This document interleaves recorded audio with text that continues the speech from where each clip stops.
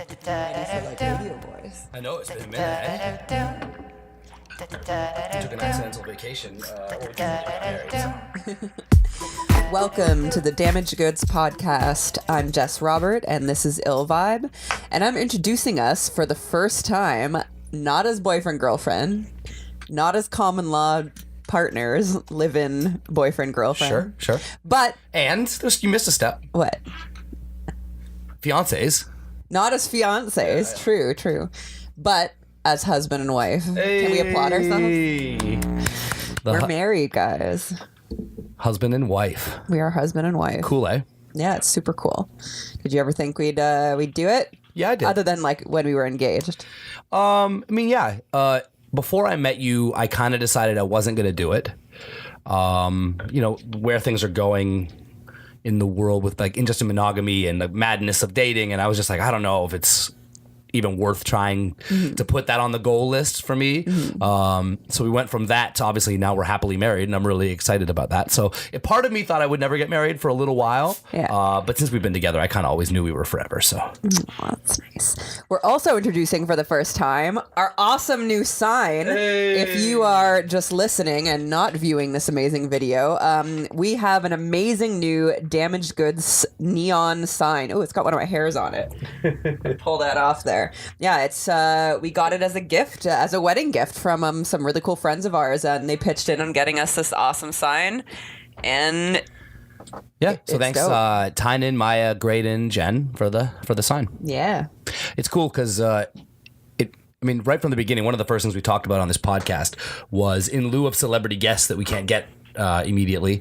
We really wanted the podcast to feel like a vibe, the faux brick, the infamous faux brick in our set. So it's cool that our friends know us so well that they thought, well, we can kind of amplify that further with this really cool gift. One of the best gifts I've ever gotten. It was a wedding present. Super fly. Should we talk about what's missing from our set today? Yes. So we have a substitute neon pineapple right here. It's basically a light up pineapple instead.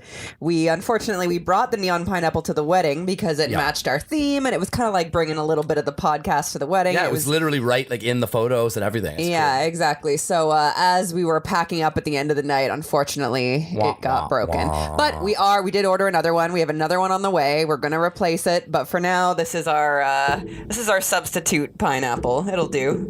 It's a little wonky, but it'll do for now. Yeah, no, it's great. It's I was like, hey, we don't have one for a while, no sweat, and you're like, I have a backup, which was really dope. Yeah. So the wedding, we've talked about it so much. We've watched all the videos. We've seen all the pictures. So I'm not saying we're sick of it, but it's like, we won't stay on that for too long. But just to tell you guys a little bit of how it went down, we rented a super dope Airbnb in Welland, which is where we got married. That had like a hot tub. And for people who don't live in the area, Welland's like a suburb of Niagara Falls. Yeah, and everyone knows kind of roughly where Niagara Falls is. Yeah. 20 minutes outside Niagara Falls. And there was a hot tub. So there was like, what was there? Well, not at the wedding. So I would explain that. No, better. at the Airbnb. Did you already say that? Yes. Ignore me. Continue. At the Airbnb that we rented before the wedding. There wasn't a hot tub at the wedding, although that would be really cool. That's what I meant. That'd be really badass, but we weren't quite on that level. That'd be amazing. Just like, and I bet you there is like portable rent-a-hot tubs too. So you said we fucked up our wedding. You already we fucked it up. Okay, so why don't you tell about the failure that was our wedding then? And we had I think 10 or 11 friends stay with us and Anthony's family and stuff, and it was so much fun. And we hung out in the hot tub the night before and after our wedding too. Me and you were exhausted. Our bodies were sore. I danced from 8 p.m. to 2 a.m. nonstop. Like there wasn't one moment that I wasn't on the dance floor. And we were super sore after the wedding, but that hot tub at the Airbnb was like super hit the spot. Yeah, it was good. That was a really smart call on your behalf about booking an Airbnb for the night before and the night of, because one of the warnings both of us got from all of our happily married friends and even some of our less happily married friends is that the wedding flies by. Yeah, everybody says that. And so it did. We really kind of stretched out the experience to being almost like 2.5 kind of days, and it really Like, it felt like a whole thing. We got to it was a huge house with like 6 bedrooms for all of our people that we love. They let us bring our dog, which was awesome. It was just like hanging out in this, like, I mean, mansion's not the right word, but it's just like huge country house with like all of your friends staying in all these different bedrooms and our dogs running around. And there's a hot tub in the back where we stayed up till like all hours of the night, just like smoking weed in the hot tub. And it was just like, that made the wedding so us, because it wasn't just like this formal event and then we were in and out and then we're just back home suddenly. Yeah. It was like there's a whole It was day like of a full preparation at weekend. this spot. Yeah. And then the next day we woke up at the spot and it's like, holy shit, we're married. And then Yeah. eventually, of course, we did make our way back home into reality. Yeah, do you have more to say? Keep continuing. Yeah, just like since the wedding, I've gotten like nonstop compliments about how much fun people had, which is so awesome. Like I know that people always say like, "Oh, it's your day, just do it for you." But it's like, of course, we also want to make an entertaining party for people to have fun. And when you're throwing the most expensive party of your life, you're hoping that everyone else remembers it as this like and not just like a thing they had to do because it's like their duty as a friend to come to our thing. You know what I mean? Like it just felt like everyone was like, "Wow, what a dope party! That was so much fun." People who I'd never seen dance before were dancing on the dance floor. It was a really cool merging of worlds where like people who will probably never see each other again got to meet each other, like friends of your family of yours, family of mine, friends of yours, friends of mine. To have like some we really do have people from all over the place, so it was nice to bring them all together. It was like some of my like more famous friends mixed in with like my childhood friends and my family, and to see like Dee Archer, who's this like famous singer, famous isn't the right word, but she's massively successful and travels the world with her singing. I just to look over and she's like chatting with my dad, and my dad knows who she is because she's on all my albums, on like always like one track on every album kind of thing. And it's just like to see them like chatting and like laughing, and it's just like my pops is like a little short Italian man who I've never even, I mean, he has lots of black friends from like, because he works at a factory and he's got lots of friends from all over the world there, but I've never seen him talk to one of my like black friends from like the music industry, and to see them just like laughing, I was just like, it was just this meshing of worlds, and just Dee is so much larger than life, and there's just like my little old dad, and they're just like chatting, and it was just so funny. I actually have a similar story. As I was editing the footage of the dancing part of the wedding, which was so much fun. So a friend of ours shot the footage. He's a great videographer, Aaron. The bride Sandy. did the edit. And the bride, me, did the edit. And it was honestly so much fun because like it was, there's so much stuff that I didn't remember / wasn't there for that part of it. Like maybe I was at another part of the venue or whatever. Looking elsewhere. So I'm getting to see the wedding from like a different angle, you know what I mean? And there was one part where my dad like dances up to Dio. It was so great. Yeah. I'm just like, Dio is a friend of Anthony's who they would never otherwise have ever met. He's a music industry friend.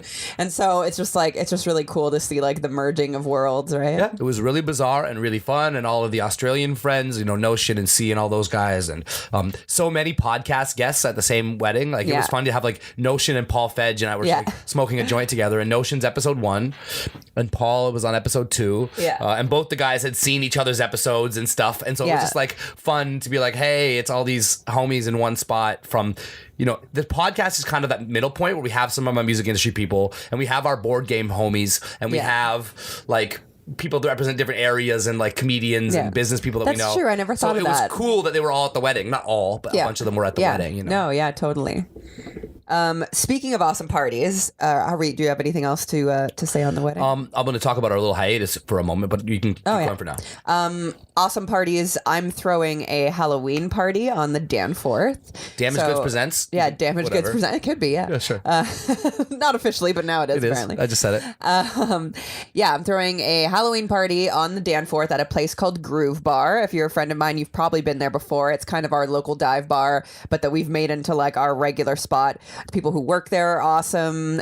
We always have lots of fun doing karaoke there, and it's just going to be a fun event where we give out costume prizes, and we're going to do some crazy Halloween karaoke. I do a really good Monster Mash where Shayla and Katie like do that "He did the mash" like backup vocals. Yeah, like it's going to be really good. So if you're a big dork like us and you love Halloween and you love karaoke, please come out. It is the Saturday before Halloween, so October 27th, and there's a Facebook event page and stuff like that. I don't love karaoke, so that's not a prerequisite. You don't have to come out and do karaoke. No, you don't have to. But but if you don't like listening to it, it's maybe not the event if for you.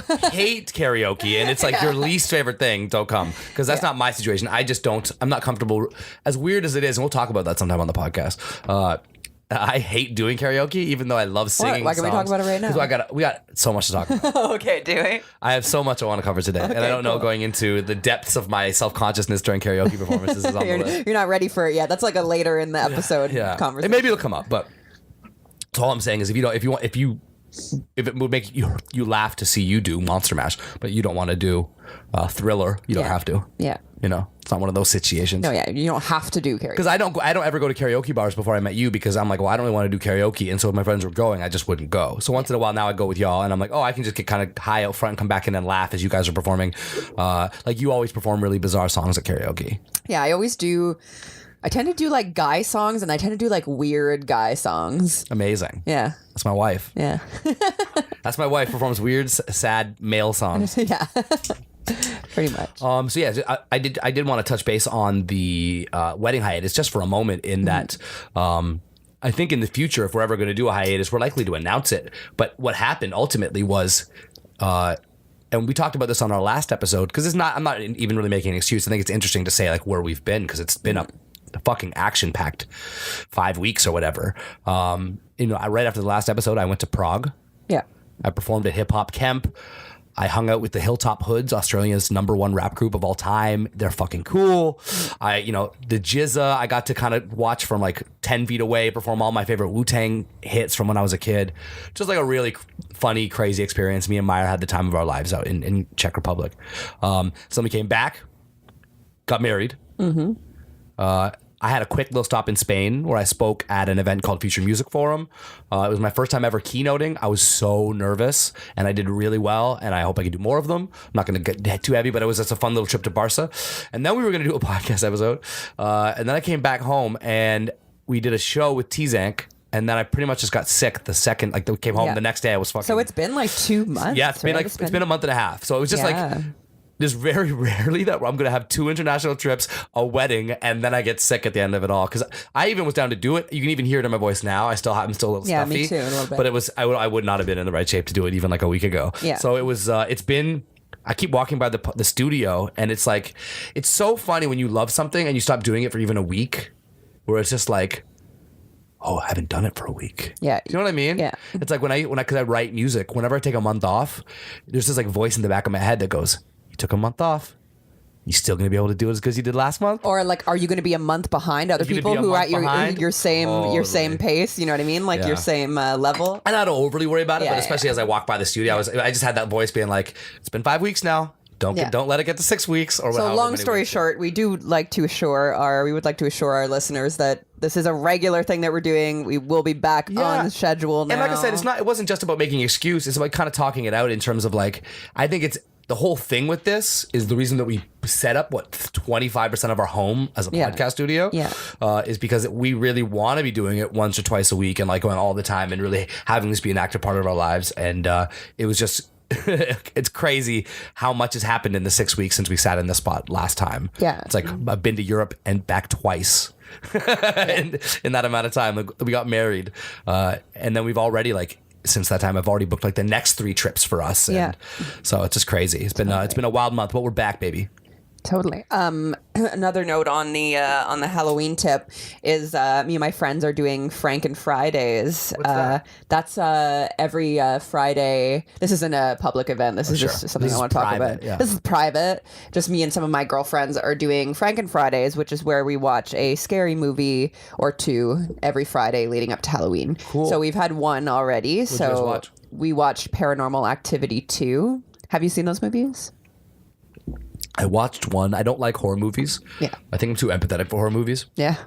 I get so scared. Yeah. I know they're not real. For somebody who's like a devout atheist and I believe in nothing, I get so scared because I get too into the movie. Do you get more scared of like ghost stuff or murder stuff or the same? No, it's weird because I think the thing I can't handle is like torture, and even if they don't show you, even if it's just like that kind of killer where it's like, oh, he's gonna torture that person if they get them or whatever, like that real, because I know that's real, and that's like, if you really ponder like some shit that'll keep you up at night, that's some other shit might scare you because it's your phobia, like clowns are your phobia, heights are your phobia, but it's pretty, like, it's not as scary as somebody who wants to keep you alive in their basement. It's like, and so those are the ones that really fuck me up. Yeah. But the idea of like just even like the jump out scares. Yeah. Not in. Yeah, so I feel like that's the only thing that about Paranormal Activity that would bother you, because the rest of it, there's no gore. It's literally security footage of people being dragged across the hallway or down the stairs or whatever. That's as bad as it gets.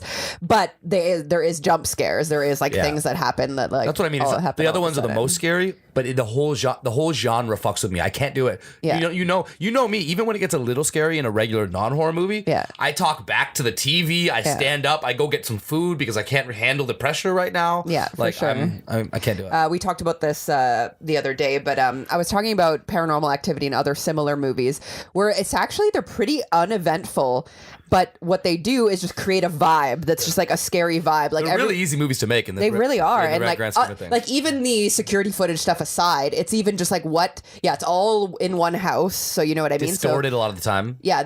Well, then there's that too, that the footage is shitty footage too, and it's distorted. Also, we've talked about this being filmmakers. The camera stays still the whole time, so that makes it very easy to add stuff in and to create layers where you can create like a shadowy figure or whatever. Like I could do pretty much everything I saw in that movie. I could do, and I was saying that one interesting thing that they do is all of a sudden it'll go to nighttime. And first of all, the thing I love about those movies is when it's like the daytime, you're like, yes, it's daytime, okay. And then it goes to like the nighttime scenes and you're like because you know that they're gonna do the scary shit during the nighttime. But one thing that they did was they would be showing you something. Nothing would be on the screen. Largely nothing happens in that movie. There's like one scene where something happens. I cannot watch a movie where the summary is largely nothing happens. It's true. But so they're showing the scene or whatever, the nighttime scene, and you're kind of looking in all the corners, like seeing if you could see something happen. And then the bass just goes like, grrr. So it's basically like almost like footsteps, I guess would be. But it's just like, yeah, exactly. There you go. You could do it better. Yeah. One of those things. That's good. That's good. It's almost like the air in the room is reacting to something. Yeah, and it's scary. Like when it does it, it is scary. I've never heard air do that. But at the same time, like I'm just like, oh, this is kind of a cheap trick, because it's just like, you know what I mean? Like I could do that. It almost makes me want to make a scary movie, because I'm just when they're really well done, like found footage movies can be really, really cool. Yeah. But the reality is, we know they're easier, and so when I watch it, it just feels like there's less on the line. Like it just seems like they never had to worry that it was going to be a failure. Because if you fuck up like a Finding Bigfoot TV show or a Paranormal Activity movie, you don't have any business making TV shows or movies. Yeah. Because it's really the easiest thing you could make. It's like you said in this one, there's a lot of security footage where the camera doesn't move, and really it's just people being scared of nothing. Yeah, totally. And so sure, you definitely need good actors who can act scared. Okay, so that's one difficult thing. We need some great special effects artists for sure. Yeah. I'm not denying that. They got great. So that's two very difficult things in the movie, and that's it. Yeah. Versus most other movies, it's like there's car chase scenes. The car chase scene alone in a Tom Cruise movie is more difficult to make than the entire movie of Paranormal Activity. Yeah, you know totally. What I mean? Absolutely. I don't even love Tom Cruise movies. I just mean it's like more difficult. So, sorry, I take it back. The one thing that I would not be able to do that was in the Paranormal Activity movies is because they would have stuff where they have like stuff strapped to them and they're being pulled or whatever. Yeah, or I mean, they've got effects people. Green screened men like grabbing a girl by the leg and pulling her down the hallway or whatever. When they book the green movie, screen men, they schedule it, right? And they probably go, it's like day 1, day 2, day 3, day 4 is all the days no effects are needed. These are just people terrified of nothing. Yeah. And then days 5, day 6, day 7, day 8, the effects company comes in, and now they're going to shoot all the effects sequences where there is a ghost or something. You know what I mean? Yeah. And then on day 9, they edit the movie. And on day 10, they send it to the studio. Oh, absolutely. For sure it's done that quick, or it could be done that quickly anyways. I don't fucking know. I just mean compared to other movies, it's that kind of thing, As always, any numbers...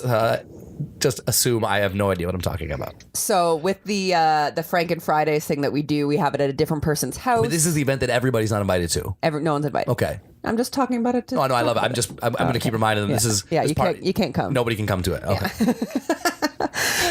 So it's at a different friend's house every Friday, and then whoever who is the host of that night also gets to pick the movie. We usually pick 2 movies and then see which one people want to watch. So this week's our week? So this week is our week. And then there's 3 more weeks? And then there's 3 more weeks. And there's 2 more, because the one we're gone for honeymoon, and also there's a couple other people who couldn't do it. So there's 2 more weeks, and that's what's like one at whose house is next? I think Hollis is next, and then it goes back to Shayla's for Shayla's choice. Oh, cool. Yeah, love it. So my turn is this Friday, so in 2 days. Have you picked anything? Well, I think I want to pick as one of them Pet Sematary. That's always been one of my favorite horror movies. With you because it's not scary and it has some gore, but you could just look away. And it's really poorly done gore. Yeah. Like it's Stephen King movies, 1989 gore. Yeah. You know. I might actually X that one though because I have a friend who is a bit triggered by dead cats. Yes. How did you know I was going to say that? Because there's a lot of dead cats in the movie. Yes. No. She had a cat get hit by a car, and now like it's kind of an issue. So what's your makeup movie going to be? That's what I'm thinking. I don't know. We talked about it. Maybe I do like Event Horizon a lot. I can't do Event Horizon. I know. And Event Horizon is less like Halloween. Are you doing one or are you doing two? So I'm picking two, and then as a group we pick out of the two. Could one of them be the one that I suggested? Which one was that? Skeleton Key. I've never seen it. I really like it. I just don't know if I want one of my choices to be something that I can't even vouch for. My movie. It's my choice, and then you can choose the other one. No. Fine. That's fine. I'll just go elsewhere. I want to be able to. No, that's fine. To know that it's I have a good free. movie. I have free tickets to the movie theater. I'll just go see the poorly rated Venom. You don't trust my choice that much? No, I'm just not. I can't watch horror movies. So Event Horizon, for example, is an incredible movie, but I remember being terrified by it, and I just don't know about spending the evening being terrified. It's just not enjoyable for me. Yeah. Like this is the thing. I've only ever been me, so I don't know if I'm just a bigger drama queen than other people about the things I feel, or if I do in fact sometimes feel certain things more intensely. Sometimes I do. Yeah. Like sometimes I think I do, where it's like I watch a horror movie and people who I know are like, you're quite sensitive. In a lot of ways, and I look over at you and you're fine, and I am fucking terrified. Yeah, no. And so I just think I am more scared of certain things. I don't know. I don't really know why, or because I'm not scared in life. Yeah, like I'm not scared of roller coasters, and you are, and I'm not scared of like dark alleys or the dark. I'm not scared of anything. I mean, I'm scared of shit, but like they could kill me. But I'm not scared of anything. Phobia related like that. Yeah. And then here I am watching a movie, and I'm fucking terrified. Do you know what's weird that's different about me and you is that you get scared in the moment. And then you're fine afterwards. Me, I'm the other way around. I'm having fun in the moment, especially if I'm with a bunch of friends. I'm always having fun in the moment, like, "Ooh, it's scary!" Like laughing, screaming together. I like that kind of stuff. But then when I go to bed afterwards, if I hear a sound out in the hallway, just like a creak, I will break into a sweat. Yeah, like that's how scared I get afterwards. Like I will be like terrified and I will not sleep. Like I shouldn't watch horror movies, really. Not in a man-woman way, because it could easily be interpreted that way. But I think I'm a little more rational than you in some ways. And that, absolutely. The fact that I know there's nobody in the apartment. Means more to me than it means to you. Yeah. Because you're like, I know there's nobody, but I'm still scared. Yeah. I don't have that. There's layers to the way I feel about that stuff too, is because I have sleep paralysis, which I don't know if we've talked about on the podcast before. Actually. Yeah, I think an episode was named after. Yeah, so I'll briefly go through it, but we don't have to talk about all my issues. But sleep paralysis is when you fall asleep. For me, it's only when I'm on my back. So if I accidentally fall asleep on my back or in the night turn over onto my back or something, it's when you it feels like you open your eyes and you're still in your bed, you're still laying there, and there's like something at the end of your bed or there's something in your room. It's basically having a nightmare, but it feels very much so like it's actually happening in real time in your room. It's almost like an augmented reality. And it's almost nightmare. like an augmented reality, because it's almost like you're kind of half awake, half asleep. Yeah. So I get that. So that's why I get scared later after scary movies, because I think I'm worried. I know that it's not real. I know there's not a monster in the hallway, but I worry about my own mind, that I'm just like, oh, now that I'm scared of this demon that was in that movie, it might add to my sleep paralysis, and I might see this demon and then I'm going to be fucked up all night and I won't be able to sleep. And so that's kind of my whole thing. Wow, that's a really terrifying concept. The idea of an augmented reality nightmare, because I know all about your sleep paralysis, and that's terrifying. But I don't think you'd ever hit that point about the fact that it essentially feels like what's happening for real, except for there's like a layer added on top of it. Yeah, it's like a filter of a dream added on top of what you're actually experiencing. I'm really glad that doesn't happen as a thing to other people all the time and to me, because I can't imagine if because I have intense dreams about like falling through glass ceilings for some reason, or I'm like running on a glass. It's almost like from a movie I think I must have gotten it from, and then the glass starts breaking, and I'm sure there's someone could pull from what that in terms of pressure and like times, and I better run before the fucking time ends. I'm gonna die or whatever, who fucking knows. But at least when I wake up I go, ooh. I've never been on a glass ceiling before though, so it's like okay. But if I fell asleep and then suddenly a nightmare kicked in and I was walking down this hallway going to the kitchen, and then there was like a monster in our fridge, I might wake up and be like peeing myself a little bit, and that it's just like in the time that I'm immediately awake, you're like, is that real? Yeah. You've never had dreams like about being in your own house and stuff? I'm sure in all of the dreams I've ever had in my life, some of them must have been, but it's not a thing I remember, and not terrifying in that way that it's like, it's in my house, but something's wrong, or I can hear something. That's not the kind of dream I have. The kinds of nightmares I have are more like nightmares of I'm being hunted by somebody. I've had a reoccurring nightmare since I was a kid, not reoccurring enough to talk about it tons, but I think I've mentioned it once, and not reoccurring enough to like I've told a doctor about it, like in some movie. But probably I've had it, let's say 40 times in my 35 years. You know what I mean? And it's like I'm in some kind of like let's say it's like London, Jumanji? Like let's say it's like London, England, but in like a film noir. So it's like all like grimy brick, you know what I mean? And I'm on the tops of the buildings. I never go down on the street, or not for very long. I'm on the tops of the buildings, and there's somebody looking for me, and so I'm like hiding behind like those like raised parts of the tops of buildings where there's like, you know what I mean? So I'm hiding behind those things, like, chimneys and stuff.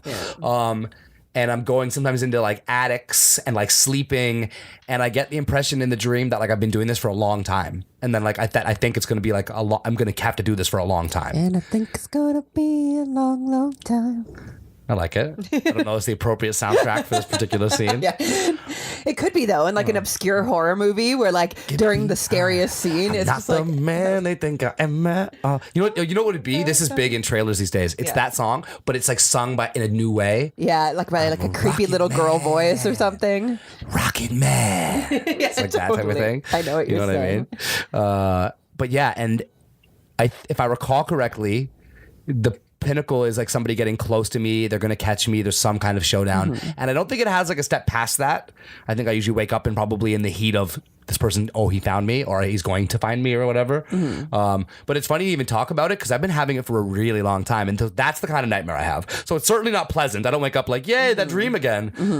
But it's not a monster. And I wasn't terrified. It was more that like it's if you think about the two kinds of fear, there's a monster in my house, you would be fucking terrified. The kind of fear you'd have if you've been on the run for 4 years is a very much deeper existential fear. And it's like the nightmares are that, which is also shitty. Because I wake up and it's just like, whoa. I imagine the kind of like PTSD you'd have after being like on the road, like living on the run for a long time. So it's like that kind of emotion that I wake up with, which is not the kind of like nightmare that I hear about. But those are the kind of nightmares that I have. Totally. Intense, eh? Yeah, that's really intense. I don't have them often. So if you woke up in the middle of the night after having one of those, would you like find it hard to get back to sleep? And that one in particular, yes, because what happens often is I go back. If I have, I'm the exact same way. If I have that and one, I really back. Need to. I find that one thing that I do is if I wake up from a nightmare, I need to stay awake for a few minutes, because if I let myself fall back asleep too quickly, then I'll just keep having the nightmare. It's like the nightmare continues. Often I'll wake you up and I'll say I had a bad dream, and you'll say, "Oh, it's okay," and then we cuddle, and then it's nice. I don't remember that, but that's nice. You don't remember anything. I do that too. Middle of the night stuff. I don't remember. When I was a little kid, I remember my parents would say things like, "Oh, you weren't feeling well last night." And I'm like, "Really?" And like, "Yeah, you were up." And that's what I think I have a thing where like if I wake up in the middle of the night, I'm still half asleep. You know what I mean? Because it's been happening my whole life. And you say that a lot. Like, "Oh, we spoke for a few minutes last night," and it's like, yeah, I don't remember that. I don't remember that at all. Not like I don't remember exactly what I said. Like as far as I know, I slept through the night. There was no interaction. Are you hearing me right now? At all. You're just like so intense about it. All. It's like, okay, I get it. I just feel like you're doubting. I feel like you think I remember a little. A little bit. I don't remember it at all. I believe you. Yeah. That does suck though, because I do say a lot of nice things to you at night, and this is the important part. We have those nice moments, regardless if I remember them. Yeah, we had them. They're just for me, I guess. They're real. They're for you. Yeah, they're all for me. That's how generous I am. I know I won't even remember them. I'm still being nice. I don't even get the satisfaction of feeling like I was really nice last night. Oh, you think you're conscious that you're not going to remember it? Like, I don't think it matters. I think the point is that I do these nice things for you, and I don't even remember them. That's just for you. Oh, our honeymoon. Yeah. We're going to Jamaica. Jamaica. In what, 2 weeks? Yeah. I think the 18th to the 25th of October. Have you ever been to Jamaica? I've never been to Jamaica. It's been on the list for a very long time. When we go on vacation, I can't smoke weed, and it's fine. When we were in Cuba, I was so good. I didn't make a big deal about it until like day 5. I think I was drunk, and I'm like, I would kill for a joint right now. But for the most part, I'm pretty good because it's like I know that there's not available, and we're having the time of our lives, and the weather's beautiful, and like you're beautiful, and it's like the not having weed is a small thing. But if there's 2 islands, and one is the weed island, and one is the no weed island. I've never gone to the weed island. Yeah. Let's go. When we were first dating, we went to Cuba, and you weren't able to smoke weed there. We rode a horse in the ocean, and we remember we smoked cigars on it was like almost a crow's nest, like a tall, skinny yeah, that's right. building. It's just a staircase to the top with like a balcony at the top, and you and I just sat there and smoked cigars overlooking the ocean. There's so many cinematic, memorable moments from that trip. If I could have paired it with a joint once in a while, it would have taken it over the top for me. Because when I'm in Spain, that's really the other thing. Is like when we're going to let's have a beach day. I'm like, cool, let me roll a few joints for the beach, and it's like it's not the focus of the day, but it's a big difference if the one beach where I can do that and the one beach I can't. And so we're going to one we can. And we booked what's cool about Jamaica is it's been out of our budget for a really long time. But because it's usually one of the more pricey ones. Yeah, it's the priciest place to go south. And we booked it sort of just after the rainy season, and it's just after the rainy season, which we can talk about in a second. So the price is much lower. And so we booked this like ballin' 5-star like mega resort with like 17 bars and restaurants, and it's just gonna be like a whole fucking time, and I really can't wait. Now, in saying that, we booked in the annual weather calendar, we booked the first week after the quote unquote rainy season, hurricane season, but it's like a 2.5 month season, and it's the week after the end of it. So it's like there's the tail of the season, and then it's after. And last week the weather said sunny every single day, but rainy the week before. Yeah. This week it said rainy the week before and rainy the week of. Almost every single day. So now it's been a couple days later. Are you looking right now? Yeah. So what's the weather like? Our first 2 days are mostly sunny. Okay. That's good news. That makes me happy. Our third day is a PM shower or thunderstorm. That's okay, just at nighttime. We'll go out in the sun in the day, and you tell me the weather, and I'll tell you what we'll do. We'll go out in the sun during the day and get it on and have some drinks. Then we'll go back to the hotel. We'll fuck, and we'll have a nap while it rains. Yeah. So, get it on is something other than fucking? Like, get it on like outside, like then like get it on. Get our party on. And then we'll go back to the room, fuck, and nap then while get it it on. Yeah. I got you. And then the next 2 days after that are...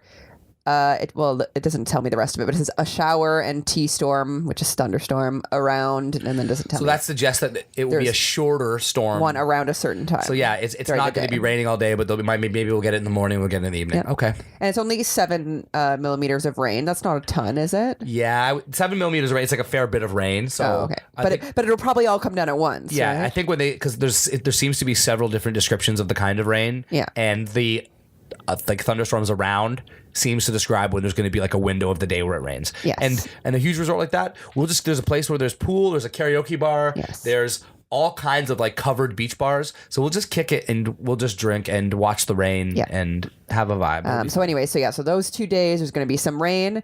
Then the next day it's just nighttime rain, so a PM thunderstorm. Cool. So all day we're good.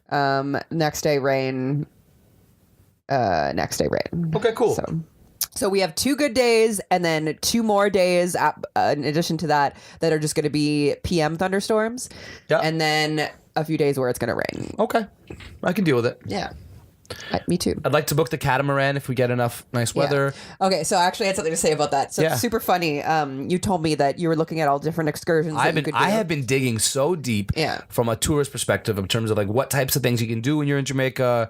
Like I'm on Google Maps on one tab, and I'm on like all like the tourist websites on the other tab, seeing where everything is on the coast.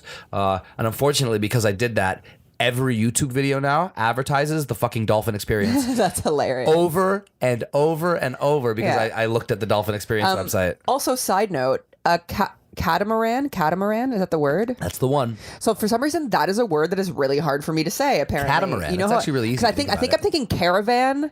Yeah. caravan and another word that I'm getting Cameroon? it like camera. Yeah, I'm just like caravan, and I can't like even now that I've said other things, I don't think I can say it again. Catamaran. Yeah, catamaran. Catamaran. Okay. Yeah. Anyways, Catamaran. So you messaged me the other day, and you're like, "Oh, would you be interested in the catamaran? They take you out, and you have some fun. Take you to another island or something, and waterfall, famous a waterfall. Yeah, and then you can go scuba diving if you want. So after you told me this, being the anxiety-ridden person that I am, I search shark attacks Jamaica. Yep.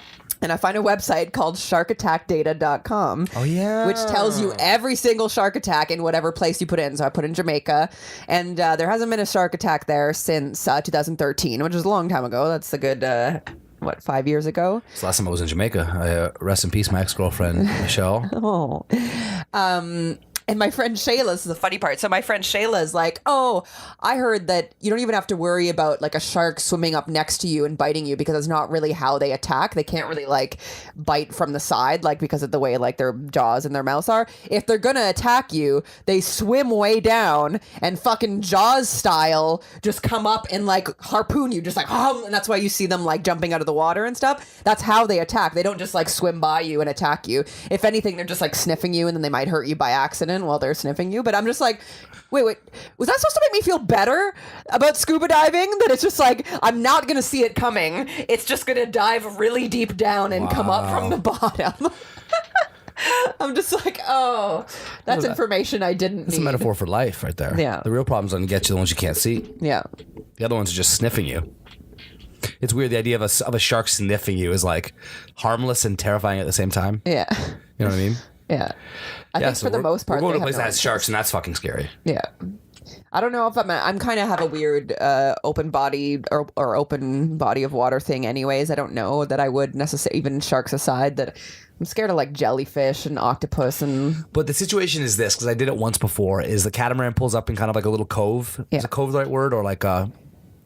Yeah, like a little like opening utopia. No, like in a little opening in the like, in the land. I can't use a word for that. Yeah, let's call it a cove. I don't know if that's the exact right word. And then everyone starts jumping in. So last time what I did was I'm very nervous in like seas and oceans and that type of thing. Is I'm looking at all these like there's like 6-year-olds with their moms. Everyone's just jumping in, and I just jumped in between them. Yeah. You know what I mean? Well, I just let the 6-year-old get. I use children as protections against jellyfish. Is what I'm saying. You can too. It's a really a fucking. But you know that strategy. like there could be a jellyfish in between the mom and the child. No, just because jellyfish they come in schools and they don't move quickly. So if there's a bunch of people around, the odds that there's one jellyfish in between all of them is very unlikely. Really? Yeah. It's very unlikely. Did they never travel alone? I'm sure in the history of jellyfish, a jellyfish has gotten separated from other jellyfish, but I just don't think it's likely that if there's a bunch of people jumping and splashing and scuba diving, that there's one right in the middle in the space I'm going to jump. I just hear about people getting stung by jellyfish all the time. They run and the other thing is, I believe, and I don't know this part to be true, but that there's at least a certain kind that hangs out in kind of shallow water, because it's like an infamous thing where people run into and then they get while running in, they hit one of the jellyfish, and that's when they get stung. That's why you always hear about it on the calves and stuff, because people are like running in through the shallow water. Now I'm sure there are also jellyfish in the deep water, but again, I can't imagine all of the swimming children are like drawing the jellyfish in. Yeah, totally. You know what I mean? We'll play it by ear. Yeah. If I jump in and there's a bunch of kids and people swimming and I jump in, I can see you jump, because this is what I did. I jumped in, like swam on my back for a second, was like, cool, I'm in the ocean, and then I swam around to the side, climbed the ladder back up, and then I went just like kind of suntan. What if in the alcove there's like those things that like swim up your urethras? That's why I wear a dick cap when I swim in the ocean. You wear a little dick cap? I wear a little like little suction mushroom cap? like a little suction dick cap. Yeah. Cool. I'm safety first, babe. What do I do though? Because mine's more of like a, you can't really cap it off. It's a good question. What if you use one of your little boob thingies as like a cup? Like a vaginal cup? Yeah. Yeah, I could try that. I'm just making it up as I go along here, but Jess is picking her nose on the podcast. Sorry. No, it's okay. Itchy. I just want the audio people to get the full experience, since the video people are seeing it. Sorry. Speaking of animals, can I read you a headline I woke up to this morning? I can't wait. Aggressive goats become addicted to urine in U.S. National Park. This is my favorite headline of the year. Right? So this is a real thing. Do we need to know more? I mean, tell me more, but do we need to? I would like to discuss more. Okay. So don't need to really explain more of the headline though. Like basically, yeah, goats in a national park were known as being discovered that they were addicted to the taste of human urine, and were actually like following humans and like becoming like a nuisance. So they actually like airlifted them to like other parks and things to kind of like get them all like dispersed and hopefully away from humans and all these things. So this is what I want to know. How did they discover it was the urine? Was it like a goat was like following a dude? They noticed that all the goats were always like following people, and then a guy's like, oh, we're on this hiking trail, there's no bathrooms, I'm gonna go pee, and then the goat's just like getting up in his business. Like, how would they discover that it was the urine? It must be the urine on the ground that's like is drawing them, and then they test the ground. Oh yeah, I guess that makes more sense. Yeah. There's like a goat like sucking a dude's dick, but just to get like just for the piss. Like, don't look at me. Wow. Yeah, it's more likely there's like a spot that people were peeing or something, and they're just like obsessed with that spot. Yeah. So they test the spot. Or it could be that like some one weird thing happened, and then someone's like, I think it's the urine, and then they tested because. Maybe do you think all the goats are hanging out of like at like the local downtown sports bar, but like in the alley behind it, because that's like where everyone just pisses. Yeah, or maybe there's like a porta potty, like legit. Maybe there's like a porta potty, and the goats were like gravitating to that area. Porta potty shots. Yeah, isn't that crazy though? Like what? National Geographic, you are slacking because I need to know this story. Yeah, really. Nat Geo presents. I know. Nat Geo presents. I know J. Rob doesn't tell it as good as aggressive Attenborough, goats but addicted to urine. And we're not talking about R. Kelly. That's another goat addicted to urine. Hello, R. Kelly jokes at damage because it's a podcast. We make jokes, comedy. I love that gentle rhythm there. With the neck movements, it's pretty impressive. Can't lie. What else you got? You've been on a roll. I like it. Yeah, I got lots of stuff. Come on. You even throwing any at me? I'm ready, but ready? But continue for now. I'm gonna blast through all of mine. Go. So I had a meeting with my good friend Bree, who we should also have on the podcast sometime. She emceed our wedding. Love it. You've also done a show of hers. What was it called? The show of hers that you did? I don't remember. Was it called? Oh, it was something about like parallel universes, where like at a point in your life, So it was basically a theatrical show with comedians and improv actors. Is that what you call them? Improvers. And basically they had Anthony as a guest and had him tell a story in his life that could have went a different way. That could have like, what was your story? I don't remember now. I was hoping you'd be able to help me out there. Was it going to the UK? Yes. Yeah. Yes. And then I missed the Got Talent show. Is that Yes, that's right. So you just tell the story. Okay, so the short version of the story is I went and lived for a year in the UK, and right before leaving, I applied to get on Canada's Got Talent. This is back when the Got Talent shows were huge. Canada's the smallest one, of course, but I still applied. And then like 3 months have passed, and I didn't hear about it, and I had the chance to go live in the UK for a year. So I said, okay, it's obviously not going to happen, and I booked my ticket. I land in the UK, and then while I'm in the UK, I get the chance to apply to be on Britain's Got Talent. I'm gonna fuck this up because it's like a fucking corkscrew. Okay, so then I apply to be on Britain's Got Talent, and then they call me from Canada's Got Talent, and they say, "Hey, last minute, we'd love to add you to the audition lineup." I'm like, I'm in fucking UK. Yeah. And they're like, "Oh, sorry, maybe next time." And of course, they got canceled next season. There was no next time. And then I was seeing a girl in the UK, and then things didn't go so well. She was the worst. And then so I booked a trip home, and the day after I booked a trip home, I got a call from Britain's Got Talent saying, do you want to come be on the show? And I was just like, I just broke up with a girl here and booked a flight home with the only money I have in the whole world. So I was just like, I missed both chances to audition on 2 huge TV shows. Yeah, crazy so that's story. a crazy story. And I told it at this comedy show, as I believe what we're getting at. So basically what they do at the comedy show is he tells the story, and then they're like, hey, what if that didn't happen and you did get on to, like, I think it was they did the UK one because they were doing accents and stuff. And someone did Simon Cowell or something. Yeah. And so they said, what would have happened if you got on to the UK one? And then they act out this whole thing. And it was really fun. But anyway, so my friend Bree, who's is my sister's childhood best friend, and we're friends too now. And she works in Toronto at Second City and all that. She organized that show. But anyways, the reason I brought that up is because me and her had a meeting recently because she knows I want to get into comedy.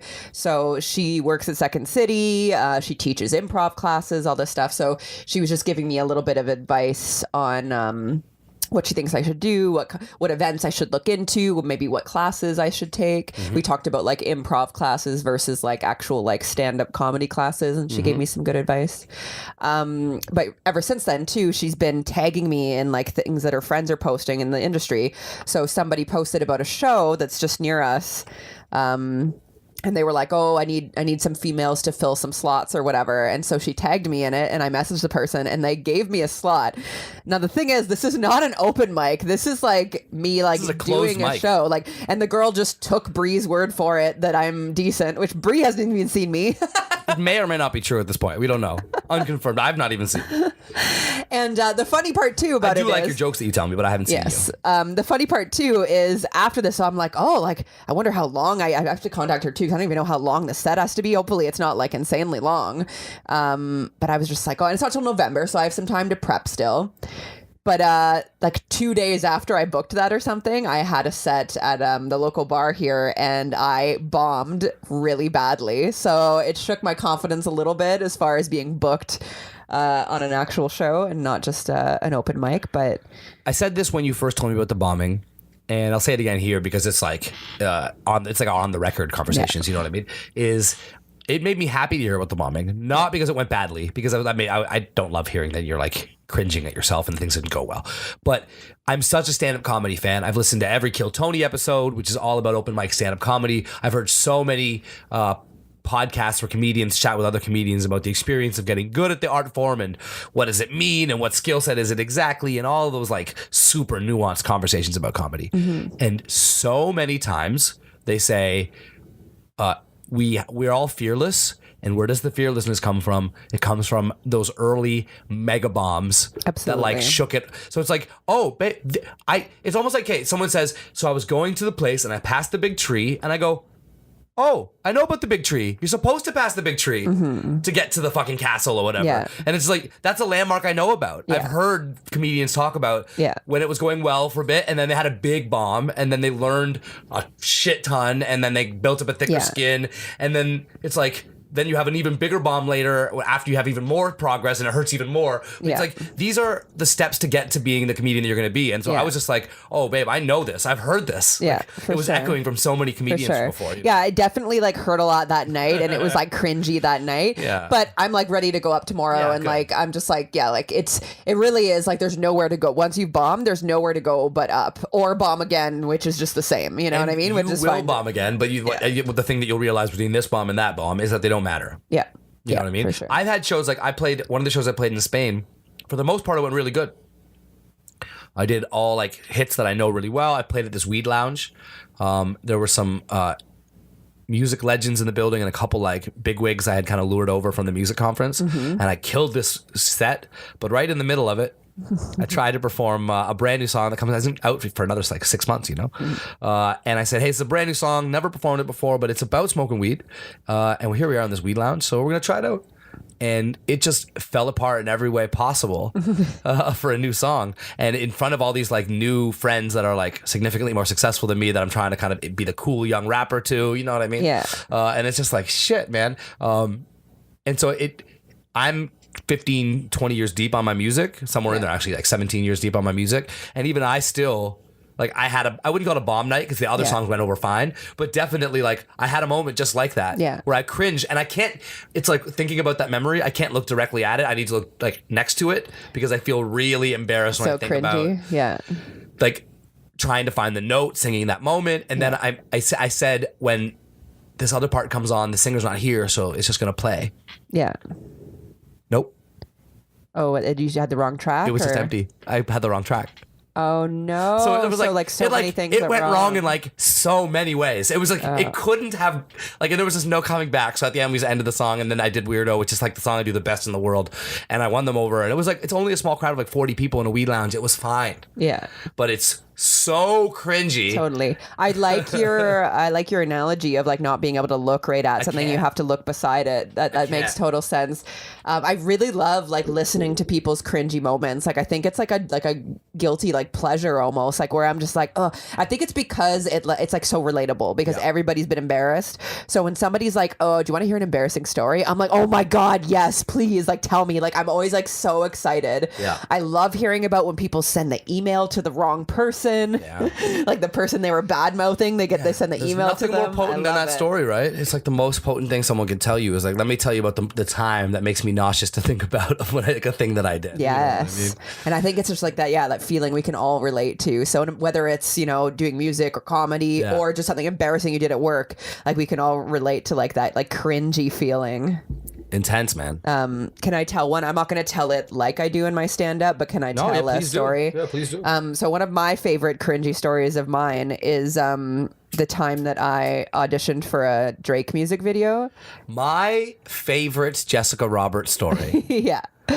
So good. I hope I've never told this on the podcast either. I'm pretty sure I haven't. I don't think you have. So basically, Drake and Rihanna were doing a music video in Toronto at a local. It was for work. Like one of the most iconic, like in retrospect, one of the most iconic videos. And I will note that if you look at the video, there is nobody who looks like me in it. So I had no business being at this gorgeous, audition. But very little chance that you're probably gonna get in a video like that. So it's probably not even like. No, I meant they were all black people. Yeah, I hear you. Yeah. I don't think that my looks necessarily were the thing holding me back. I wasn't suggesting that's what you were saying. Yeah. I was saying, I think that they probably knew the types of dancers they wanted right out the gate. Yeah, that's for all sure. I meant. For sure. So I can twerk, and facts. The casting call. She twerked on our wedding day. Yeah, the casting call said, twerking. What's the word for like the Jamaican style dancing? So. I don't know. Anyways, soca dancing. That's a thing. I don't know if that's the thing. I'm pretty sure that's what it was. So it was like twerking, that like daggering, like all these types of dances. It was sent to my casting agent, and they were like, "Hey, if you go to this, just tell them that we're sending you." Blah blah blah. So it's like I think it was an open casting call where everyone could go, but I also had a little bit of an in because I was sent by my agent, and they said say that we sent you. They had somebody wrangling talent. Yeah, exactly. And it's probably they probably prefer working, or maybe they don't prefer working with agencies. I don't know. But anyways, so I felt like I had business being there. Yeah, you didn't feel. Yeah. And we got there early. We waited in line for a long time in the winter, and it was with Director X, who's like the biggest director of all time. Yeah, the biggest director of all time, Music and videos. Top 3. Yeah, and I was super excited and got in there, and as soon as I started seeing other people dance, I kind of got like this like wash of anxiety over me. Like I was seeing other people dance and they were good, and not only were they good, but they had a rehearsed piece, so you were only allowed to like audition for like 30 seconds. It was like really short or whatever. So they had like choreographed stuff. Might have even been 15 seconds. It was like really short, but they had choreographed stuff, or they were just really amazing. It could be that too. But slow motion and then fast again. Yeah. So, and I was like, I didn't prepare anything, but I also didn't prepare anything because I got it very short notice. I just picture you up there just twerking. They're like, thanks, Jess. Yeah. I'm just joking. Oh, trust me, I wish that it was that good. It was way worse than that. So I was just so nervous and... Keep talking. Right? Yeah, I dropped the cherry. Now I'm like choking too. Definitely a burn on the carpet. Oh, jeez, babe. It's okay. Burning our carpet over here. So super nervous. Long story short, basically, you can't twerk when your body is like really stiff and like tight. And I was trying to be like sexy, and it felt really wrong in the moment. Like it felt so wrong and bad. And then like afterwards they were kind of like, great job. And I could feel, and they didn't really do that to anyone else, and I could feel that it was just like endearing that I even showed up to try. Like, you know what I mean? Like It just like the entire thing felt... Babe, you were so bad you inspired them. I was so bad it was like adorable. Like it was, yeah. Think about how bad you have to be that it's like motivational to them. Yeah. They're just like, this sweet girl. Yeah. She put all this together. Yeah. And she came all the way out. She tried her best. And she tried. Yeah. That's exactly what it felt like. That's amazing. And I'll tell you what, that's didn't get, the cutest cringe story that I've ever heard. I think I only have 2. One I don't want to share today. It's pretty bad. have I told the one where I accidentally quit my job? I must have. Not on the podcast, but you've told me. But I would love to hear that. It's not really long. The short version is, and actually these days it's less cringe because it's so far in the past and I'm out of my day job sitch. But for anybody in the world who has a day job, which is I imagine most people that would listen, there's this thing where like, and I think about this a lot, where you're scared to lose it. You know what I mean? Like for real. Like it's like if I lose this job, what the fuck? Mm-hmm. I'm going to get another job in like 10 days or I'm fucked. You know what I mean? And it's just like, so, everything matters when your job's on the line. You know what I mean? Yeah. And so I worked at this marketing agency. It was the first one that hired me out of college. It's a really small spot, but they were good to me. But towards the end, after like 3 or 4 years, it was just me and the owner. The company kept getting... I didn't know that you were there that long. Yeah, I'd say maybe 3 years. Yeah. But it was like, something like that. Let's say it was like 21 to 24 or something like that. And so I worked at this little place. It started off, there was like 6 people, then 4, and then 3, and then there's just 2, me and the owner of the company, you know what I mean? Mm-hmm. And then funny anecdote is this marketing agency isn't doing very well. And so the owner decides to go into the inflatable ride business. Like bouncy castles, right? Bouncy slides. Oh, that's inflatable fun. Like entranceway things for like barbecues. And he says to me as I'm his project manager or whatever, he's like, "You're going to manage these projects too." And so for one summer, I drove around these fucking inflatable castles and dropped them off at like church events and stuff. And I remember at the end of the summer, I was like, I can't do this anymore, man. I'm going to be a big ad executive one day. This is not the fucking route, right? Yeah. So there was a man who later on I regretted ever working with, and but this is early days. I didn't know yet. I wasn't wise enough to know. Mm-hmm. But he was one of our clients. And he had an agency downtown, King Street, sexy exposed brick office. They balled out and had like drinks on Fridays. And I was like, oh, that's the dream, is to work at a place like that. Yeah. And so I make a pitch to the guy that I'm looking for something, and he makes me a job offer. And so I'm ecstatic, but I'm nervous too. Cause again, it's just like, ooh, I got good security here. They love me here. I'm the man here. You know what I mean? There's only 2 of us, but they can't live without me. You know what I mean? And then so I email my best friend Todd from high school, and I say, "Hey Todd, you worked with Sharif for a little while, I think." You just said the guy's name. Oh, fuck him. He's a dick anyways. His name's Sharif. You worked with him for a little while. That's so funny. What's he like? Like, anything I should be thinking about or considering if I'm considering going down there? Is he reliable? Is he a good dude? And I send him the email. And then a couple of seconds pass, and I'm sitting at my desk, and I think, why does that feel weird? I don't remember. And this is a stupid anecdote. A little bit of the body heat. Yeah, but I thought, like, you ever do this where you're like, I don't remember typing Todd's name. And that was the first seed of it. I was like, I don't remember typing Todd's name. I don't email Todd all the time, especially in those days. It was like, hadn't seen him in a little bit, but I knew he knew him type thing, And it's like, I don't remember typing his name. And side note or like next statement, when you only work at a company with 2 people, you email the other person all the time. Yeah. Like 24 hours a day, I'm emailing this person. Yeah. And so I would hit the first 2 letters of his name. It would autocomplete. I hit enter and I hit send. Yeah. And then I go, I know what happened. I sent the email to my boss. And so the email... At least you weren't like bad-mouthing So then the I company. check the sent folder, and what do I see? I see what, I accepted a job, I think, anything I should know, blah, blah, blah. And then it's to my boss. And so my office is right next to his. It's at this little place. And so I think to myself, my brain starts going through all the options. Like, what do I do? Do I sneak into his office and delete it? No, he's in there. He's in there typing. I can hear him typing. Yeah. So I knock on his office door. And that's why I take a deep breath and I go, I got to man up.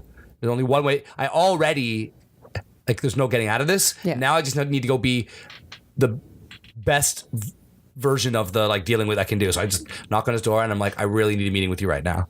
And he's like, whatever, like, can you wait, blah, blah. So I sit down for this meeting. And I'm like, I just sent you an email. The email says I took a job somewhere else. The email was not intended for you, but it was sent to you. So I want to explain it and let you know kind of the situation, and there's no hard feelings and blah, blah, blah. And then he was just like, so are you quitting? And I was like, I guess it was so weird. The whole situation was 'Cause really you hadn't intense. planned on quitting that day, right? Yeah, and I was still like 90%. I was weren't like, sure. I just wanted to make sure before I accepted the offer that there was nothing I didn't know about the company or anything like that. Yeah. And it's just like, so yeah, I guess I'm doing this. And it was just really intense. And there was a long time I couldn't look directly at that moment in my mind because it was just like, that guy put me on. Like when I came out of school, there was like this one guy who was like, you're a weirdo. And you're like, because I was really manic back then. This is relaxed 35-year-old me. Imagine 21-year-old me. I came out of college like fucking two guns blazing, like ready to take over the world. And this dude was like, you're a lot, but maybe we could harness that and it could be cool. And so I owe a lot to the dude. He was really good to me. Yeah. And so it was like breaking someone's heart by accident instead of just breaking up with him nicely, which is what I wanted to do. Yeah, You know what I totally. mean? Because he took it well, but I definitely think he got burned by that. He didn't take it. It was a little bit of a burn. You know what I mean? Yeah. The way it all kind of went down. Yeah. And it was just like, it was more that. I was just like, oh man, you're a good dude. I didn't mean for it to go down like that. Yeah, for In sure. retrospect, looking back, we've actually had a couple of meetings. We had dinner at one point. We went up for like a drink and talked, and he's been cool to me. And he's actually the guy who hooked me up with my corporate account that we use all the time. Yeah. So it was like, he's a good dude and it's always good. But there was a long time where I was just like, ill vibe. You are way too fucking smart to be emailing the wrong person about the wrong person. Yeah, and for every time sure. you send a message to somebody about somebody, it was a good lesson to me because that already kind of feels stressful and unpleasant to talk to somebody about somebody. Yeah. And so now I have this like fear I'm going to send the message to the wrong person. To the person, because you already have their name at the top of your mind. It's like an extra deterrent to even be like that. Yeah, You know that's what I good. mean? And already it's not the way to be. But when I'm doing it, I'm like, I'm extra stressed out because I remember the time that didn't go Absolutely. well, kind of thing. My old roommate, Brian, I don't think he'll mind me saying his name, plus I won't say his last name, but he did the exact same thing where he had a job and I think he wrote something more negative though to a friend of his, like can't wait to leave the shithole type thing. I said something about can't wait. I've been trying to get out of here for a while. Oh, okay. Yeah. So yeah, he said something like that to his friend and sent it to his boss, and he did the exact same thing as you. So instantly he just walked into the office and was like, so I just sent you an email, wasn't for you, but let's talk about it type thing. Like, so don't do that. If you're thinking about quitting your job and you're sending an email about it, triple check who you're sending it to. yeah, exactly. I have another cringy story that's like not even like that bad, but if for some reason it's the one that like I like your expression where like I can't look directly at it, I have to look to the side of it, because if I think about it like when I'm telling it as a story, it's fine, but if I think about it too in depth, I'm just like it makes me. If you try to go there, it's like the minute you try to like re-experience it, you're like, no. And it's because it's a story that I did something kind of mean, and I think that's why it bugs me. It's because I try not to be a mean person, and I try not to say mean things about you're the people and all nicest that person in stuff. So basically, it's so stupid. But basically, we were at a Halloween conference. I used to order the costumes for a Halloween store, and we had this rep who would take us out to eat. He would always buy us drinks. Was this the rep you slept with or no? I never slept with the rep. Didn't you sleep with a rep? Oh, with the mask guy. Yeah. No. Okay. No, this isn't him. Different rep? That's a different rep, yeah.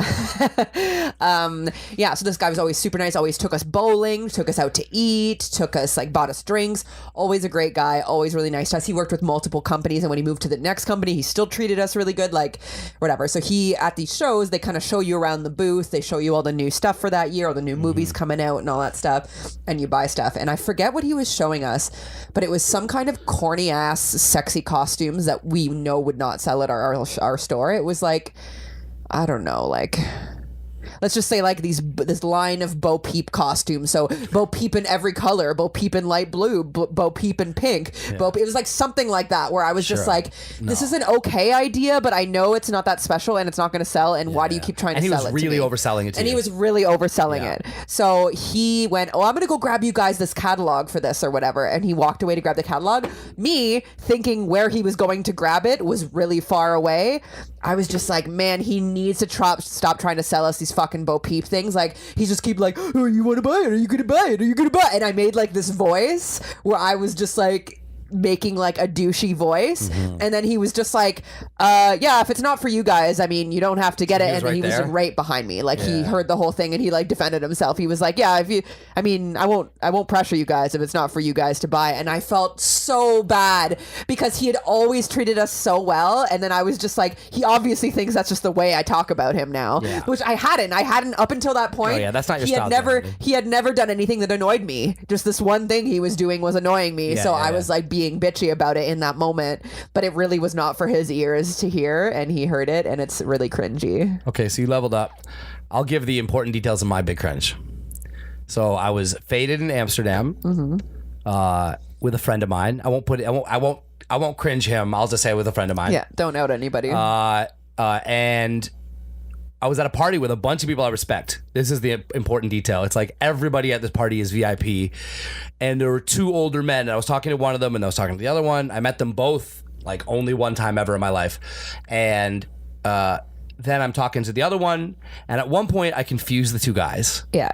And I asked the one guy this drunk question about like how his project's going. And he was just like, what are you talking about? Yeah. And I could already tell he was like, I think I was just being too lit, you know? Yeah. And then it was just like, that, you know, the project. He was just like, do you mean like so-and-so? And it was just like, oh my God, of course I mean him. And so that's kind of cringe. Yeah. There's an important detail though. Yeah.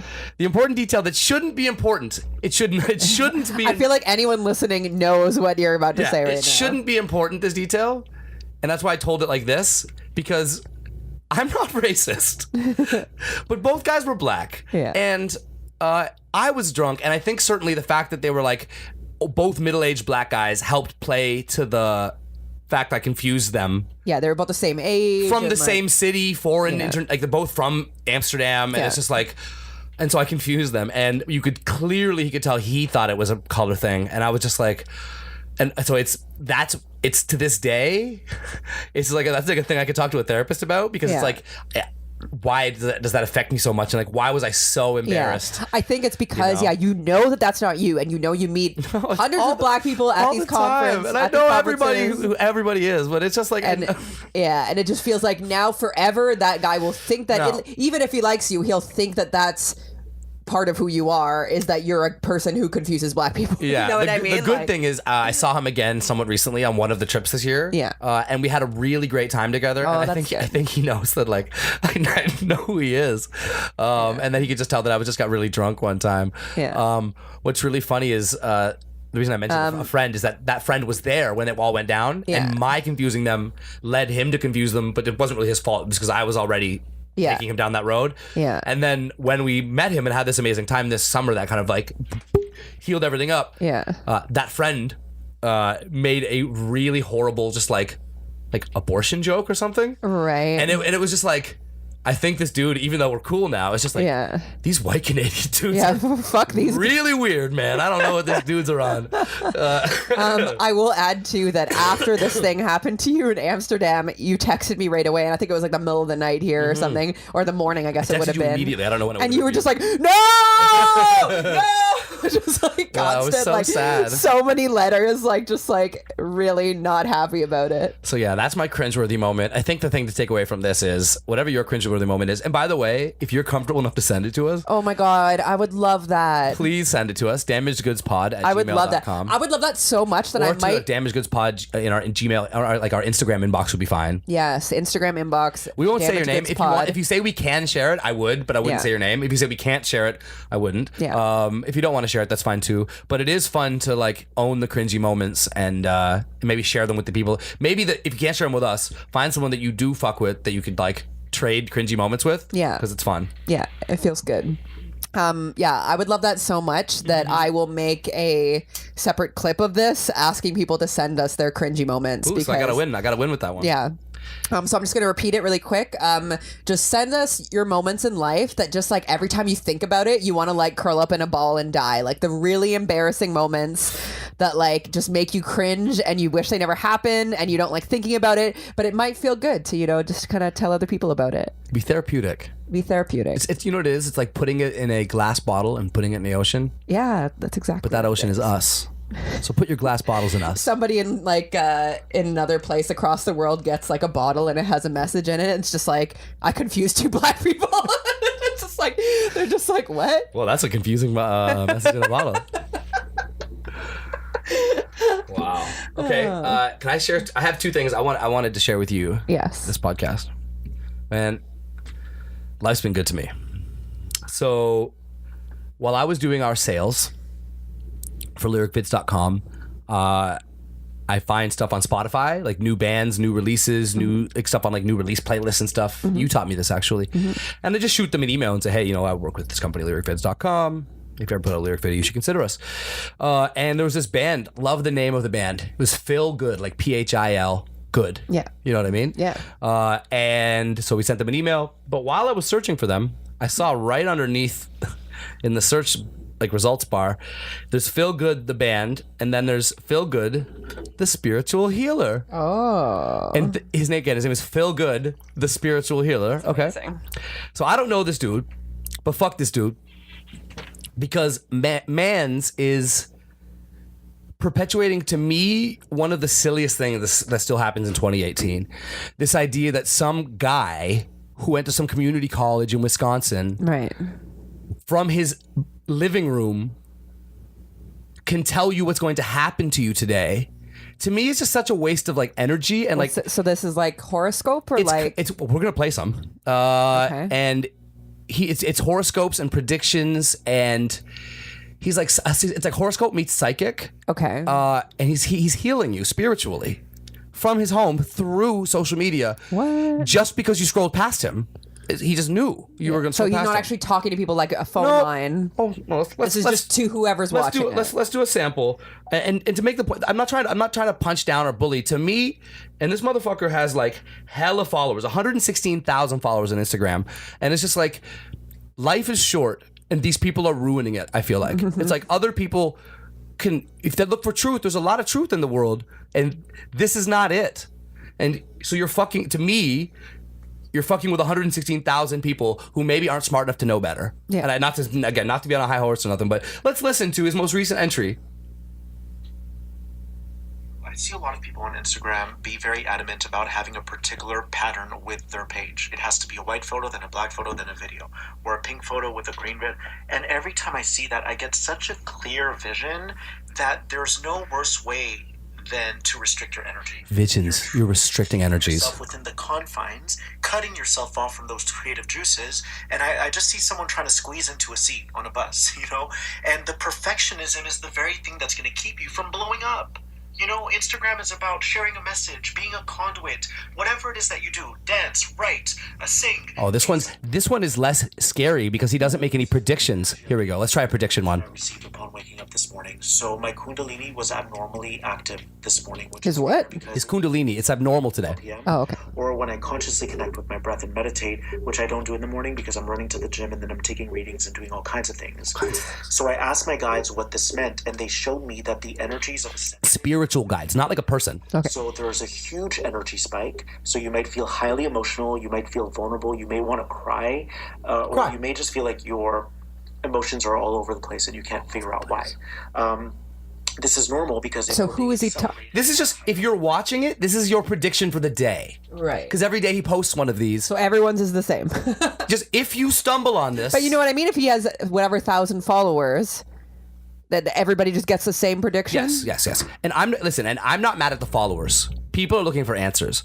No, I just mean that all their prediction would be the same each One day. of them I watched, the dude is just like, go tell your mom about the thing you haven't been telling her.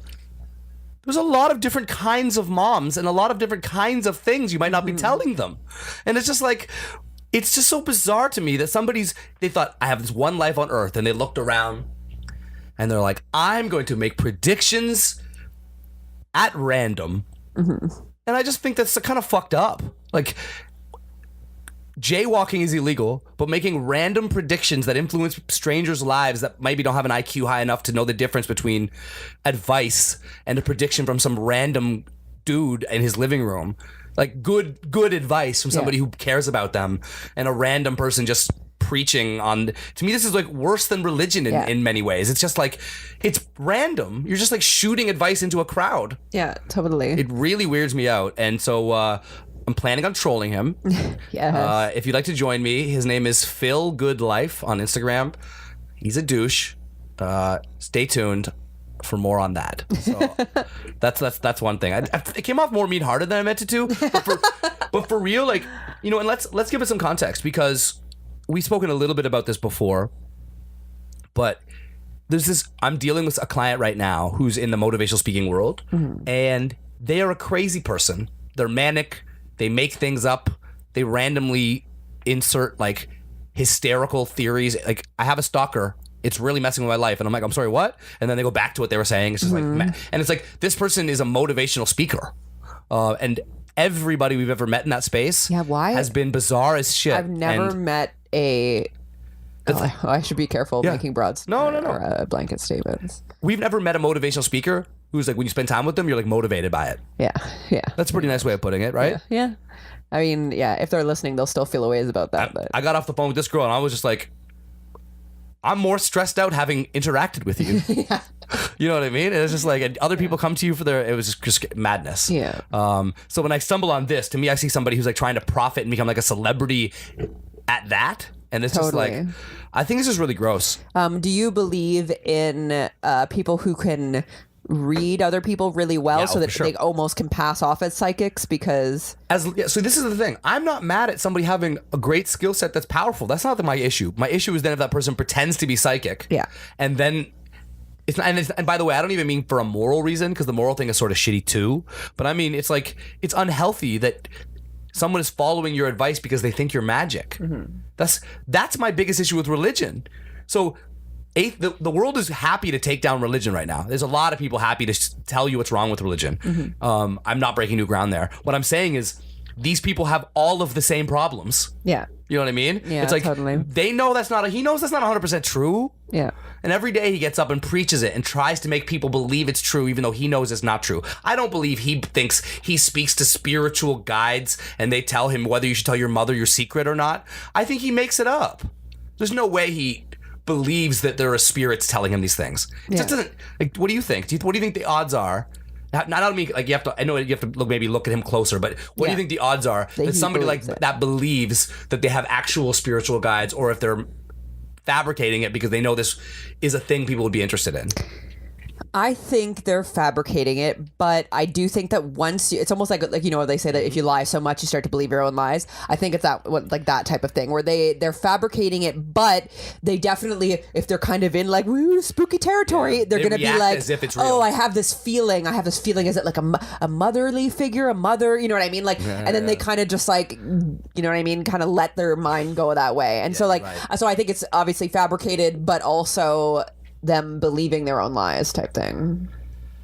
I think you're right. I think and like getting into it, they react as if it is real because they've worked themselves up into a tizzy that this is the reality, right? Because I think when you lie, and this comes from somebody who lied a lot in my young years. My parents were quite strict, so it taught me to lie in my early years. And so in my 20s, I was just a big old liar. Yeah. And when you lie, I was a big old liar. But when you lie, I think you spend the rest of your time practicing in your head in case someone calls you on your lie. Yeah. You know what I mean? It's like, well, this is why I said that. You're preparing, but what am I going to say if my mom asks where I am? I'm going to say this. It's like you spend all your time preparing for the lie. You know what I mean? So it's fucking difficult, man. Yeah, it really, once you live your life honestly, it leaves room for so much else. Do you know what I mean? Yeah. And I love to say it, not for the moral reason. Yeah. It's just for like to not stress yourself out. Yeah. You're constantly juggling and making sure you drop minimal balls or don't drop any balls or whatever. Yeah. And it's just like, once you know what, I'm just gonna let all the balls go where they go and be honest. Then you have your hands are free and you could do other stuff with your hands. You know. I love the metaphor. I really felt that because, you know, let's go back to a time when I had a day job and I was making bad romantic decisions. I was making bad financial decisions. I was making bad social decisions, and I wasn't really like in line. I was just kind of, I think I was doing things for the wrong reasons. And it's like, I felt uncomfortable in so many aspects of my life. Like I had turmoil that was very much connected to my love life, and I had turmoil very much connected to my social life and my health, and like I was making bad decisions. And then I remember, it sounds so fucking stupid, but I think when you're in it, this is real, is I thought like some of these things need to be fixed. You know what I mean? Yeah. And it's like, so some of those friends had to go.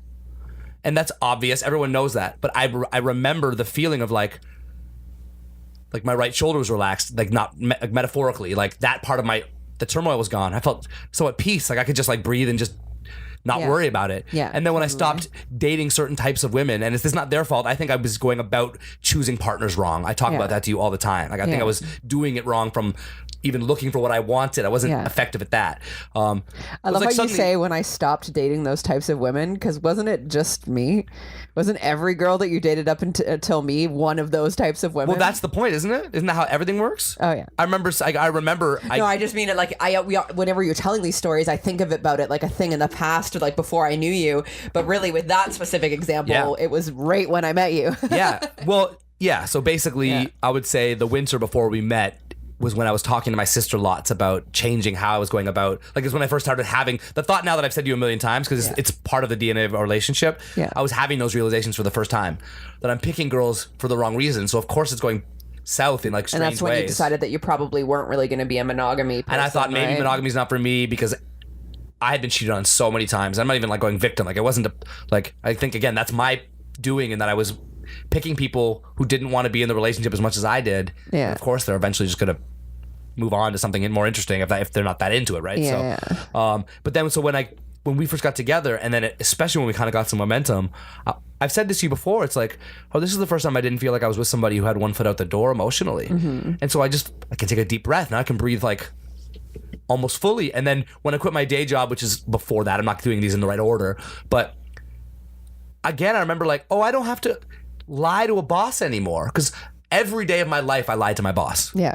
Because they want to feel like they are your number one priority, because this is their baby and you're one of the 17 people that they're trusting with it. For sure. And it's like, so every day I had to lie. Like I didn't want to be a famous rapper more even than on a less like literal level, like even if you're not actually like verbally lying to them, it's just like your 9 to 5 is a lie. Yeah. You know what I mean? Yeah. Like just like your everyday is a lie. Existential lies worse. Just, That's like, the worst one. Your enthusiasm in the jobs, let's say you have to like pitch a thing or whatever, your enthusiasm is a lie, because you're acting like that's personally important to you, that you fucking get the 100 the whatever fucking Huggies Pampers deal. 100%. You're acting like it's personally important to you, and it's not. Yeah. And that's an existential like disalignment. And so I think that's the honesty I mean that on a deep level. I mean, don't lie, because that's the fucking really easy way of being honest. But also, the way more difficult ways of being honest are, if you're a homebody and being social makes you really anxious, is your life set up so that you have some safe social interactions and like a great home space?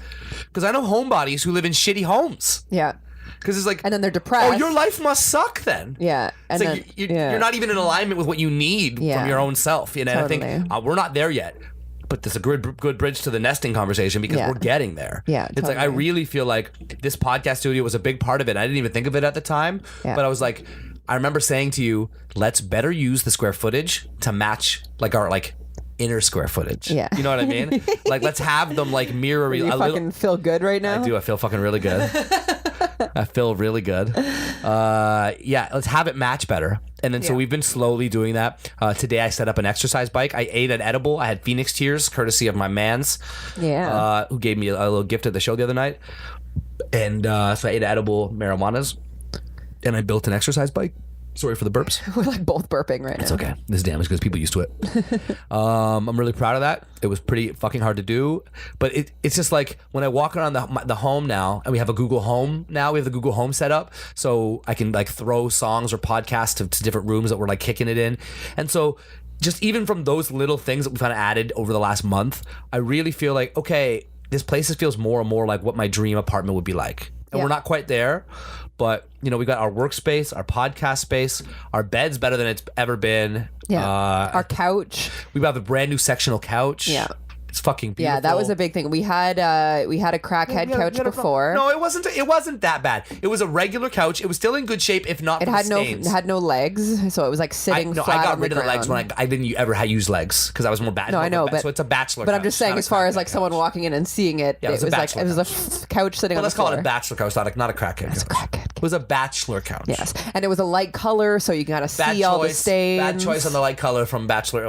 Yes, so we got a dark gray sectional, and it's so amazing. Like Capital sex. I actually still we got it like a couple months ago, and I actually still feel like very grateful when we're on it, like because we can both, because it's a sectional, we can both lay on it at the same time. Our dog likes to lay on the couch with us; she can lay across it, and she's not like in our way, up in our space, and it's just like it just feels so good every time. So yeah, I've been in heavy nest mode. It's like as all the way down to everybody knows about the one drawer in the kitchen that is a war zone when you open it, Your but it junk has drawer, yeah. but it has all the like little things that you might need throughout the week. Ours got rough because it was just like all the weed stuffs and the dog stuffs and the other stuff. So I was even just like, I was making breakfast, I cleaned that shit out. And I know this is boring, but the point I'm making is like we got married and I immediately looked around like, oh, we can make this place real nice. Yeah. And I just Also, everything from the drawers There all was the way a to point the this year where we furniture. weren't sure how long we were going to be staying at this Yeah, 'cause apartment. fuck our landlord, but Yeah, and now we've decided that we do want to get a house, probably in Toronto, and maybe in the next couple years, the next 3 years. this means we need to hover here for a bit. So we're just like, yeah, we're not going to move twice. Yeah, So fuck we that. do really want to stay here. So if we're going to be here for years still, we might as well make it a great space and Yeah. make it ours. And then, of course, anything that we buy, we're going to And take it's to our plenty new big space for us. Like, anyways. we obviously sleep in the same bed, and it's a big 2-bedroom place. This studio here, for people who don't know, funny enough, when T-Zank was here, rapper T-Zank from Indiana, and he saw the studio, he's like, "Oh, I didn't know this was in your apartment." And it's so funny because to us, it's obvious, but I guess if you've never seen anything but the close-ups on the wall, you might not realize that. Yeah, it's true. You might think that it's in like a Like studio. a real exposed brick outside somewhere, like we're Yeah. actually podcasting, like in a loft maybe or something. You know? Yeah. Nope, it's our house. No, it's in our extra room. our So we have lots of space here to spend the next 2 years, and exercise bike in the other room so I can kind of get my health on. I'm going to mention only in passing because I think it's not that entertaining, but it's worth documenting for me. I'm officially, as of like 2 days from now, off beef for 1 month. Which is, for people who don't know me, I'm a really picky eater, and I know people love to clown on that, especially because I'm a grown ass man. But picky eating is really, you know what? Fuck it. Let's say it.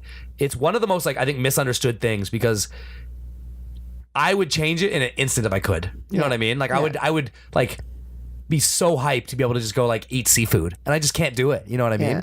And it's just like that's been a really difficult challenge for me. Is like having to adjust to like becoming an adult where you can't just eat the same shit all the time, and it's just like I don't like any of that shit, and I've tried everything, but I simply just I know we've talked about don't this like it. so much on the podcast. Yeah. I know you're getting at something too. Yeah, But do you think that it's something that could ever be like diagnosed? Because it is weird. Like it Yeah. is. You are abnormally picky, and the way people are just like, oh, just try this thing. You're like, no, like I will not It's try that psychological. thing. Because when I don't like something, It's like phobia it's like related a cringe. almost. So. It's like a PTSD experience. Like I have food experiences in my life where I tried things. Like I went for sushi 3 times, all 3 times with beautiful women, because it was like I was single and that was what on the list of things people wanted to do. Yeah. So I tried it in the most enthusiastic way you could, across from a beautiful girl that I'm chatting with, Yeah. and it's just like I think back to eating that food, and it was like I was gagging, my mouth was going yeah, babe, dry. you hate everything. So why would know. sushi be the thing you think you could try? Because all 3 of them were like, come try it. Like, I'll show you like 1 or 2 things that you'll like. And it's like, beautiful girl says, come have sushi. I'm like, sure, I'll come put 2 pieces of thing I don't like in my mouth. I miss that ill vibe. They ruined you before I got there because you won't try anything for me. Well, I've had everything for the most part, and I do make small bits of progress as I find new things I didn't know about. You know what I Yeah. mean? I'm like, oh, that's kind of something I like something I like, but a little different, so I can have that. Like I got into curry in my early 30s, late 20s, early 30s. 'Cause my family never had curry. I didn't really know about it until like in my 20s. Obviously, I discovered it, and then in my late 20s, I had a version of it I liked, and so now it's something I have all the time. So I do occasionally find food that I like, but Yeah.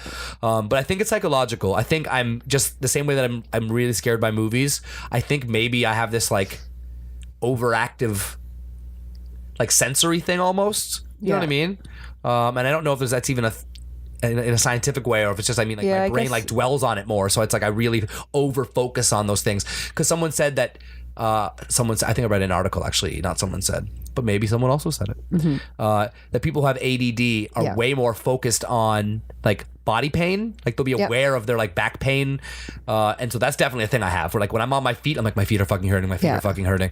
And so I can imagine you kind of draw a line. Like they'll also be really aware of food they hate, and really aware of things they love or movies that scare them, and that's kind of me. I was also, especially when I was younger, really intense when I fell in love the first few times. It's like everything I do is really amplified, including that grossed out, what's that in my mouth that everybody gets sometimes. I get that a lot, like out of my mouth, do not want that. So saying all of that, as I get older, I have a bit of a stomach thing, also just age and health, and like everybody says to eat healthier as they get older, and I'm really worried about it because it's like there's a lot of food that I need to switch to now that I'm like, I can't do it, man. I can't become a vegetarian. There's just no way. Meat is one of the healthier things I eat.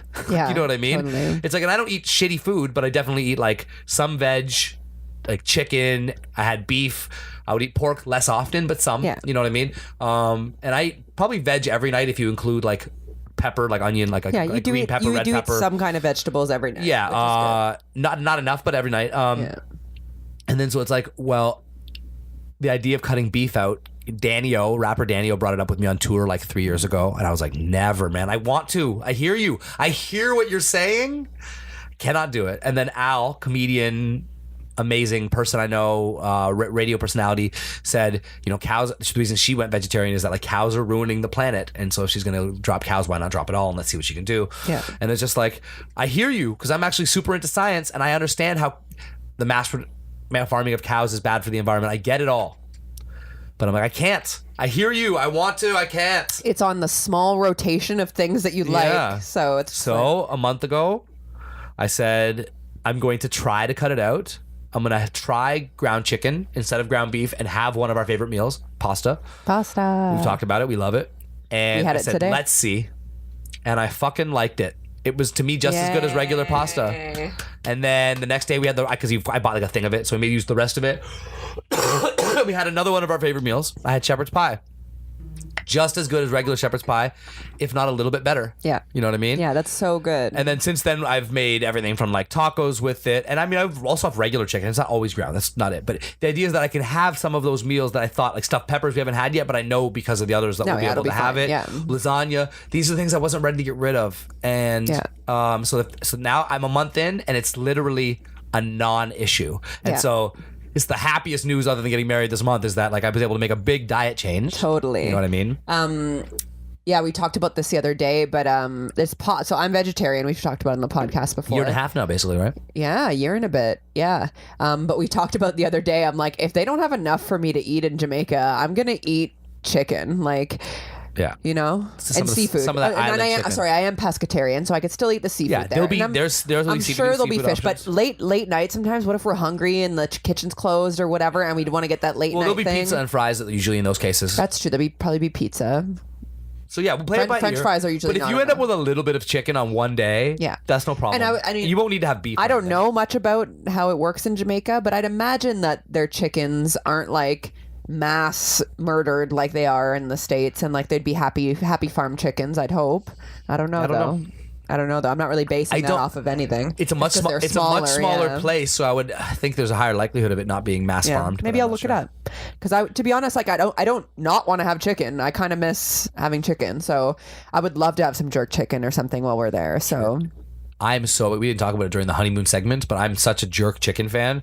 Like, I don't know a lot about. That's great. That's like one of the things that you like. I don't know a lot about Jamaican food, but I know that jerk chicken's incredible. Yeah. So I think I'll do some research, and if it ends up that they're like happy chickens there, I might happy chickens dancing. Have a little bit of jerk chicken. Okay, can I tell you about the other fun thing that I found on the internet that I'm like obsessed with? Please do. Let's see if I can find it, or if I'm gonna have to do it a different way. Okay, so today there's a viral news story on Twitter. I'd be on my Twitter newsfeed. Side note, I disabled my Facebook newsfeed. Best decision I ever made. So I'm spending a little bit more time on Twitter, where I'm less inclined to debate with like friends from high school and shit. Yeah, that's great. I think that'll be really good for you. It's been the best 2 days ever. It's getting off of my Facebook newsfeed. But so my new fun when I'm pooping or when I'm like cooking food and waiting for it to do its thing is I'm on like Twitter, like news stories for the day and stuff. So one big one is Egypt Airlines. They have an in-flight magazine. All the airlines do. Shittiest magazines in the world are in-flight. Yeah, they're always magazines. the worst. They're the fucking worst. It's like advertisements and articles you don't give a shit Half-ass about. written articles. And in this Egypt Air article or magazine, this journalist is flipping through it, flying back from a trip of some sort, and he stumbles on this Drew Barrymore interview that's like hella peculiar.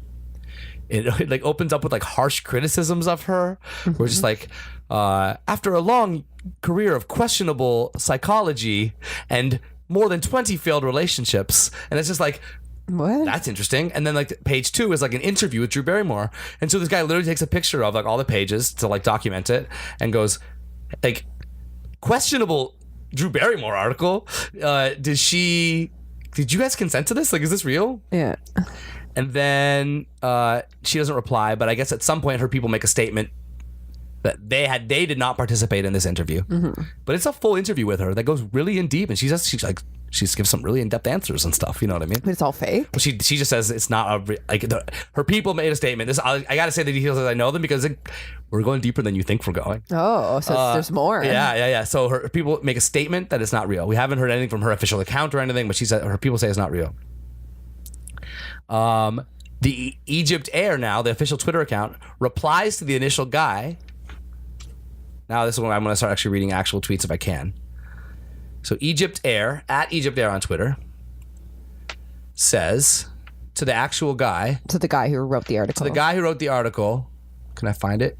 They be apologizing to everybody about their missed flights and stuff. Dear sir, guys, Egypt Air. Dear sir, this a professional magazine interview conducted by Dr. Ada Tekla, former president of the Hollywood Foreign Press Association and one of the voting members of the Golden Globes. Wow, that's pretty. So the person who wrote this article, Egypt Air is suggesting, is a big deal. A big deal. Very. I think the word we might use here is esteemed. This is an esteemed okay. industry An person. esteemed deal. Then the next tweet they say this to two different people who complain, but their next tweet is, thank you, Ada Takla 1, for the clarification. And they retweet a tweet. Mm-hmm. So, not to get muddled here, somebody exposes this article. Drew Barrymore's people say, well, we didn't do that. The airline tweets, this was done by a famous journalist. Yeah. And then they say, thanks for the clarification, and they tag the journalist. Right. You know what I mean? So the journalist makes a whole statement saying, it's real, it's kind of confusing, but it ends with, this doesn't negate the fact that the interview with Drew Barrymore, spelt Barrimoor, which is like the word... There's like 4 spelling errors in the name of Drew Barrymore, which is peculiar, which took place in New York, is genuine and far from fake. As far as Drew, we interviewed her several times. I saw her grow up before my eyes. She's charming and talented. So I guess the idea is that this person is like, this is them speaking up to say, I did write this article. It's this esteemed person is saying, yes, I did write this article. Do you see how they spelled Drew Barrymore? Oh, it's so bad. It's so bad. Okay. So now we have confirmation from Ada Takla that she wrote this article. Red flag number 1, Egypt Air calls her Ada Tekla every time they refer to her. Her name is Ada Takla, so they're also spelling her name wrong. So I Googled it, and Takla's the real name, so the one on this Twitter account is real. I feel like this is like a yes, yes, no right now. It is a little bit like that. So I go deeper. I think, Okay. What did I do last time something felt fishy on Twitter? I scroll back. Yeah. So I start scrolling back. So I go to this weird Ada Takla account because it looks phony as fuck. By the way, her name is Dr. Ada Takla. She has a doctorate in literature. She's written several books. Look at the profile.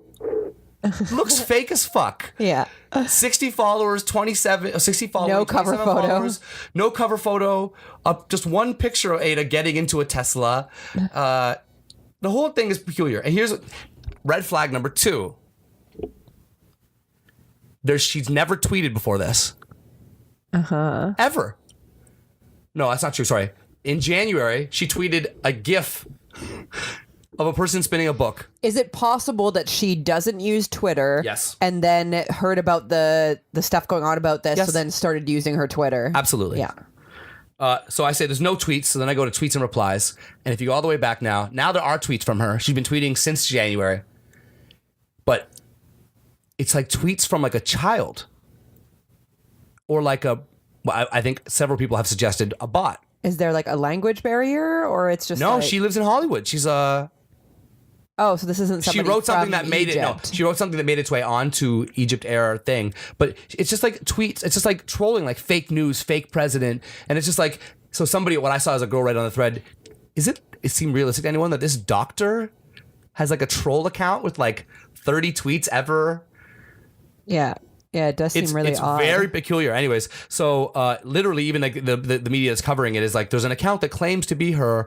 But the whole thing is super peculiar because for her to deny that it's real and for them to say that it is real, and then they say here's how we know it's real, and they link to a Twitter account that looks fake.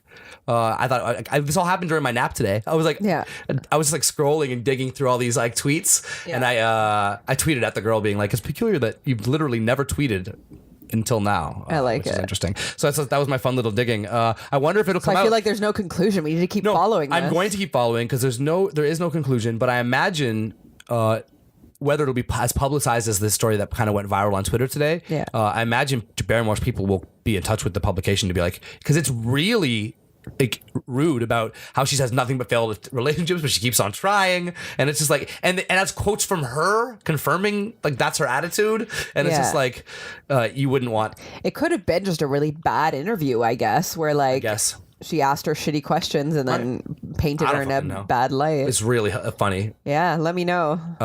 So yeah, that's what I woke up from my nap today, was digging through this like potentially like fake account, and I always love when big companies go on Twitter and kind of have like a little breakdown. Yeah. Like they drop the ball on some shit or like, and then you see them like scrambling to fix the situation. Totally. That's a thing that I enjoy. Yeah. Watching like the PR happen, like the PR nightmare happen. Like I think a company did like a racist ad in South Africa or something. And it was like, you know how like Twitter, I don't know if you don't know, but there'll be a Twitter account for the company, but then there'll be like, Nike South Africa, you know what I mean? Yeah. And then I don't think it was Nike, it might have been a beer company, but they made a racist ad at the South Africa one, and then all of a sudden you see like the head office one scrambling to like make up for the mistake that the like South Africa office for sure made. During our wedding weekend, the day before our wedding, I believe, Mac Miller died. Oh shit! So this is bringing it super down. It's been an action-packed month. Yeah, it's been an action-packed month. So we were super sad. We were crying about it the day before our wedding. It was super sad. But this just reminds me, because we're talking about PR nightmares and stuff. As this happened, before Ariana even had time to make a statement or whatever, her people are already turning off her comments on all of her Instagram posts, to the point where you even scrolled down to one that still had the comments turned on, and then by the time refresh, and then it's gone. So you could see them. You could literally see her PR people going through and going, turn off comments, turn off comments. The Instagram comments are where the YouTube commenters went to.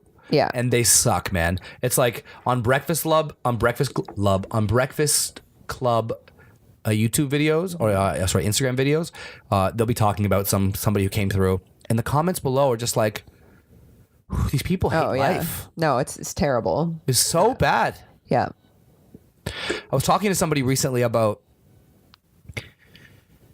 I think we will need to get past, like, that's what, if you think about the internet as like some kind of beta test of a better thing later, one of the flaws that we're going to have to get past is that, like, YouTube comments, Instagram comments, the kinds of things that can ruin your day if you glance upon it. And it's not even about me. I read people talking about other people, and I'm just like, oh, it's so fucked up that people feel that way, and that 700 people hit like on that. Like, that's a valid take on this. Oh, talk about your thing about a little bit off topic but on topic, about not showing followers. Explain that. Yeah, that's Kanye, right? So Kanye sucks. 99% of what he said this year was a bad idea. Should have stayed at home. Yeah. But the only thing he said that I really loved was he tweeted this week, and I think it sort of caught on, like a number of people tweeted about it, and he posted the Snapchat president had reached out to him saying that they loved the sentiment of it, this idea that you should be able to hide your followers. Yeah, at least have the option to. Because so that it's not, it takes it away from being the currency. You won't keep looking at it, wondering how to game it and get it up. It makes it about the interactions and not about the overall And number. my question to you is, do you think they would ever do that? Because there is something I don't know. that's appealing about that makes people want to like game the system. So, you What know, if they had if to? they're constantly interacting, then they get more followers, and then people see that they have more followers and blah, blah, blah. Like, I would think it's a big enough deal. It should almost be the law. yeah. Like cell phone companies came along, and there didn't used to be laws about that shit. Yeah. And eventually, like the CRTC, I think has some laws, and I think probably it's not just them, but here in Canada, and they had to be regulated because there's certain things that they were doing that was fucking with people. Remember, you remember when you weren't able to leave your provider without taking your cell phone number with you, for maybe you were too young. So with the first cell phones, if you were going to leave one provider and go to another provider, the first provider would act like a jealous ex-boyfriend and be like, well, you're leaving your cell phone number with us. Oh, right. So you'd have to go to a new place and get a new number. And it was like a penalty of leaving.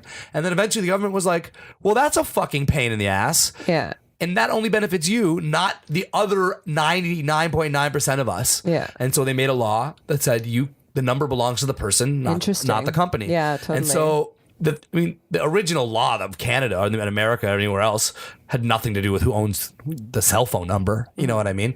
But I think they adapted, and social media has way broader implications. And so it's like little things like, oh, you need to have a sufficient like sexual harassment protection built into your software. Yeah.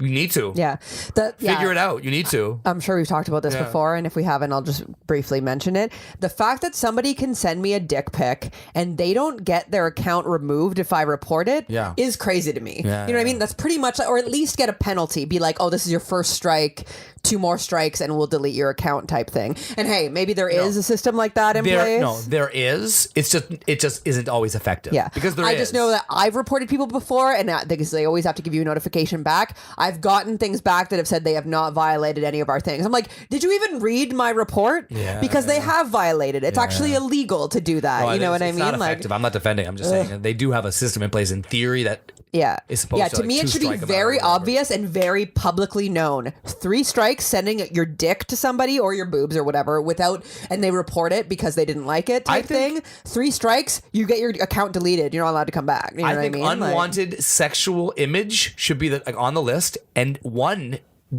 because we heard on another podcast that there's a whole thing where like people in another country, I can't remember which one, what reported images, they like click through to say if they're bad or good, bad or good, bad or good all fucking day. Yeah. And if someone reports and they click unwanted sexual image, it goes to them, and if they confirm that is a dick, it's immediate ban. Yeah. But they can open up a new account and do it again. The worst thing they could say is like, well, that's not my dick. Well, then why are you sending anyone's dick? Still sent. Somebody hacked into my account. That's like really the only thing they could say. Is it disturbing to you because it's their dick? Yeah, no. No, it feels like it's their dick when you look at it. You're not like, oh, this is probably someone else's dick. Because I would say probably 30 or 40% of them are someone else's dick. Yeah. But that's still gross and ruins your moment when you're like doing whatever the fuck you're doing. You're over there like crocheting and someone sends you a dick pic. Yeah, the fact is that the internet needs to catch up with the rules that we have in regular everyday life. If you're not allowed to just show your dick to somebody, the technology's so you shouldn't there. be able to do that online either. You know, they just need to shift how they go about it because the technology's already there. They just need to say, if it's a dick pic, there's literally no situation where you would flag a dick pic I sent you. And by the way, we don't do that. But there's no situation. Yeah. And also, you would accidentally they flag. should have a repeal thing too, where I can be like, "Oh no, I told him to send it" or whatever. You know what I mean? Like, so that you wouldn't get your account deleted. But it's just like, exactly. I would never report a picture that you sent me. I would only report it if it was inappropriate and I didn't want to see it, and someone sent it without asking. You know what I mean? Like, and you'd be able to see the message too. Listen, you could see that they didn't ask if they could send it. You know what I mean? If girls sent me vag pics, it would be very unpleasant. Yeah, that's gross. I'm not one of these like dudes in a garage sipping a Bud Light going like, I wish girls sent me vag pics to tell you that. Like, no, it would be like, I like vagina. Yeah, it would ruin Facebook for you if you were getting that all the time. My phone up and I was like, oh, there's another vagina. I would just be like, I don't want to see some girl just being like, vagina, you had to look at it. Like, that's so it's like, I think it's pretty universal. Girls have no interest. Yeah, girls don't do that, so that's why. But I'm just saying, it's like not just like girls are being sensitive. I think that would ruin my day too. Yeah. If girls are just being like, oh, what, you don't like it? No, yeah. No, I'd be Nobody. like, no, you don't I want to see don't. porn until you're masturbating, and then you're looking at porn. You don't want to see it at your job on your way to work. You don't want to see it just randomly throughout the day when you didn't ask for And it. if You it's know your what I thing mean? to look at somebody like flashing, that's no problem. I'm not kink shaming, but for No, of course not. presume that for most of us, When it's I only want to consensual. look at a pussy when it's being used as one, like Yeah. in like a sexual way. Yeah. I don't want to just like, hey, show me your vagina. You know what I mean? It's the same. Yeah. It's the same thing with a dick. It's like you don't ever just look up pictures of dick because you feel like it. No. It's like you look at it because it's like you're in the mood to have Yeah. sex, and that's part of the Yeah. sex. So you're like, And fuck, yeah, here's dick. and we've talked about this a million times, but the biggest problem with dick pics is the person sending the dick pic knows that they know you don't want it. Oh, for sure. They're just sending it because once We're you've not seen talking it, to them. they We're talking win. to Facebook. Yeah, once you've seen it, they win. So that's why but it is related We're reasoning too. with Mark Zucks right because now. yeah, exactly. Because it's like Facebook should know that too and be like zero tolerance. No, zero tolerance. You know what I mean? I like it. Yeah. Powerful. Thanks. Powerful content from my wife. So this is something we talked about before. And that's just the curse of having a podcast is I'll sometimes have to repeat stuff that I already okay. chirped in your ear about, but I don't mind. so I've had this thing for my whole life since I can remember. And it's basically, it can be when I'm talking to somebody over the phone. It could be when I'm talking to somebody in person. And I it's thought you were going to talk about basically, your other nipples. yeah, it's my third nipple. Yeah. No, but and it's basically a person who's talking to me who gives me the sense of like comfort. And usually they're very like a kind person and they're giving me like lots of eye contact and stuff. And, like I said, it could be over the phone even. It's happened with like call center people. I know where you know you're what I'm going going. to say? Okay. So I get this thing where like I get a feeling while we're having this conversation. It's a very pleasant feeling. And it's not arousal at all. It could be a man. It could be a woman. It's not be a man or girl. I get vibrations all in my bones. Keep going. And it's basically, it's kind of like chills, I guess you could say, but it's like positive chills, not like creepy chills. Like chills. good chills. And it usually like lingers for like a while too. Like I used to get it in retail. I would like be helping a customer and they would give me that feeling and then they would leave and it would kind of linger for like a good 10 minutes afterwards. You have to let it linger. Okay. You're not taking me seriously I at am all. taking you very seriously. This is why telling you this- stories that I've told you already No, sucks. this because this vibe lingers. You have this moment with these people and they leave, and the vibe, there's a vibe that lingers. Yes, there's a vibe that lingers. So I've always thought it was really weird. I've always tried to explain it to people and people don't usually know what I'm talking about. They're like, oh yeah, that's weird. And like we'll joke that it's like, oh, like Sixth Sense, like a ghost or whatever. Or it's like maybe somebody I met in like a past life or like we'll like joke around that it could All be sounds like scientifically reasonable. yeah, exactly. And I've never believed any of these things. It's just like I've always like my point is that I've told people they don't get it usually. I haven't really found anyone that's got it. Yeah. So then BuzzFeed comes out with this series of mini documentaries on Netflix called Follow This, I believe it's called. So if you've seen this, the very first episode is about something called ASMR. Ass to mouth. Yeah. Oh. Well, first of all, that's not even the initials at all. No, I'm joking. It's the actual definition is autonomous sensory meridian response. And basically the definition, if you look it up, is it's a static-like or tingling sensation on the skin that typically begins on the scalp and moves to the back of the neck and upper spine. It's compared with auditory tactile synthesia and Synesthesia. yeah. Anyways, so basically when I started hearing about this in this documentary, I'm like, this might be that thing. At first in the documentary, I wasn't really feeling it because it can be kind of perceived as like this sexual thing too, because in this documentary, the girl like had a really good microphone and she's like sucking on the microphone and stuff. Yeah, exactly. And people are like, she's got like millions of views or whatever. So, and then there was another, she had like these long nails and she was putting her nails on the microphone and eating like a pickle and stuff like that. That does not do it for me. But later in this episode, basically there are reporters kind of like doing a deep dive into this, trying to see like if it has anything more to it. And she goes to like, she starts interviewing people who do this for a living and stuff. And they do this thing where they're like whispering. And like there was one where she had like a hairbrush, and she was just like really lightly like feeling the hairbrush into into the microphone. And I got the feeling. I've never had it while I was like just watching something before. I usually get it like in person or like when I'm talking to somebody. But I got the feeling. So I think in conclusion, I think what this feeling that I've always had, has been ASMR, but it's just like maybe it's somebody who speaks in a really mild voice and they're just talking to me and they're just maybe pronunciating their words and they start talking to me and I get this feeling. I think that's honestly what it is, because I can't think. I've always had this feeling, and then when I watched this documentary, it made not only did it make so much sense, but I actually felt it while I was watching it. Comments? Questions?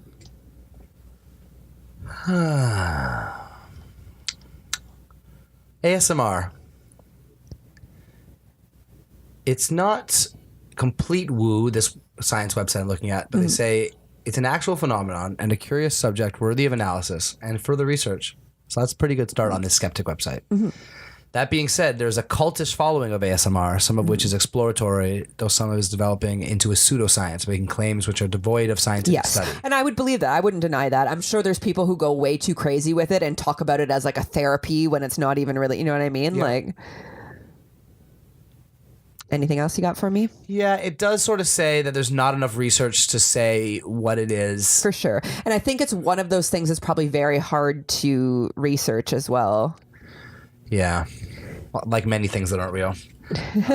I'm skeptical. And by the way, it doesn't mean you're not feeling something. It just might not be all this. We actually, just for you listeners, we actually got into a fight about this when I first told him about it, because he essentially was being skeptical, and I was just like, I am feeling it, and they're describing what I'm feeling. Let me finish. Yep. They're describing what I'm feeling, and I've never had anyone understand what I'm talking about before. Yep. So hearing an entire episode about this thing that I've tried to explain to people and they don't understand, it was like mind-blowing to me. And so I was kind of offended when you were just like, yeah, bullshit. Because I was kind of like, feeling something, I don't know what to tell you. Like, I've had this thing my whole life, and now something's kind of lining up with it and making sense, where I'm just like, oh, maybe that's what this feeling has been this whole time. You know what I mean?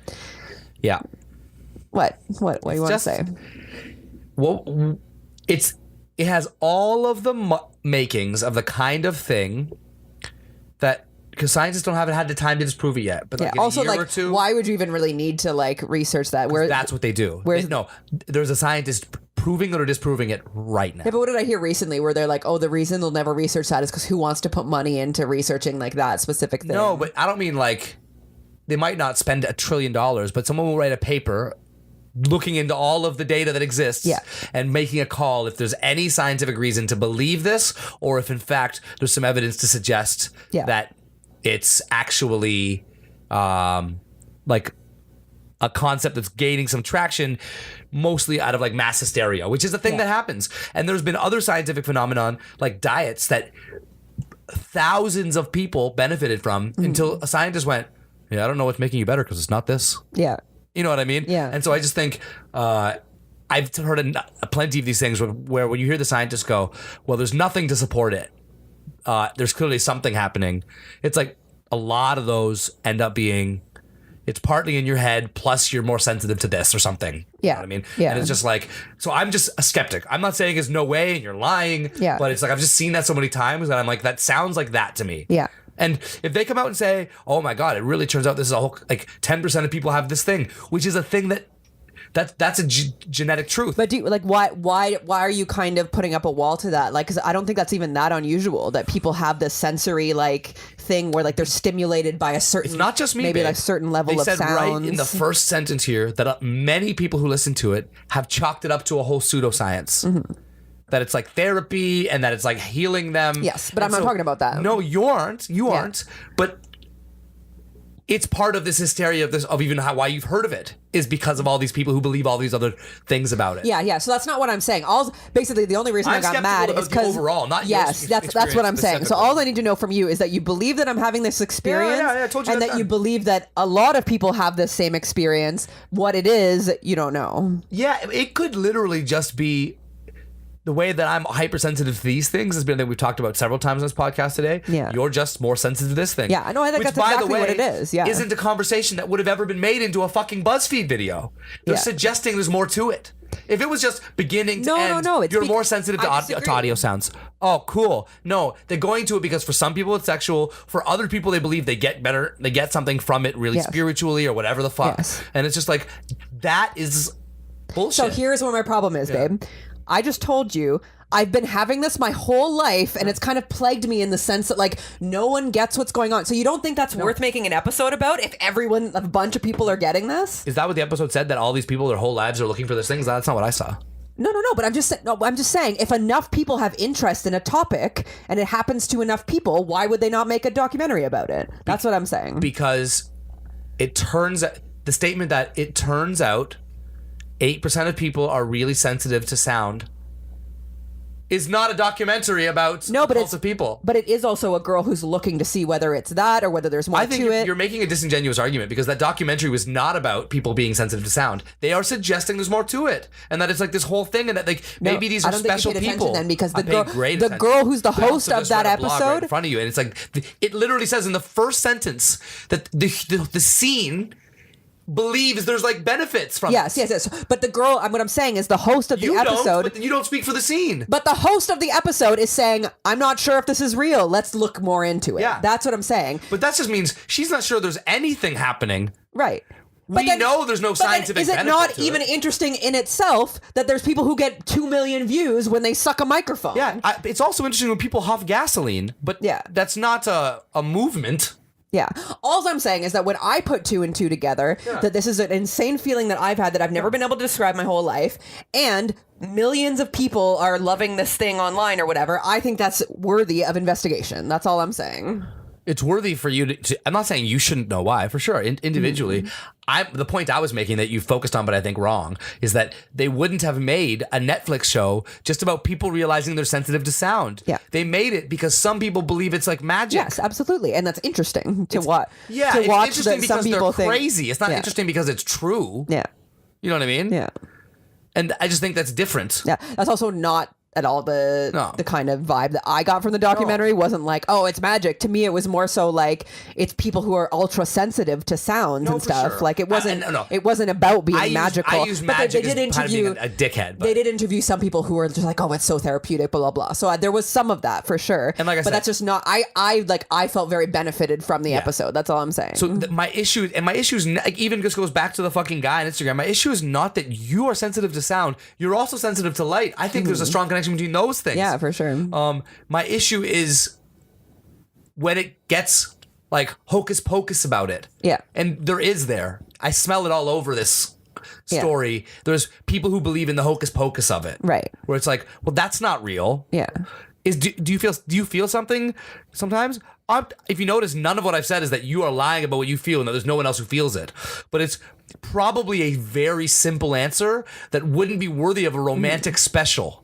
People have over romanticized what it is because they feel something and the feeling, they get lost in the feeling like, well, that was special. Yeah. But it's probably just a sensitivity to something. For sure. And I totally agree. I think it's hard for me not to get my back up about it only because I was so relieved to find something where I was just like, oh my God, I'm not a crazy person. Oh, yeah.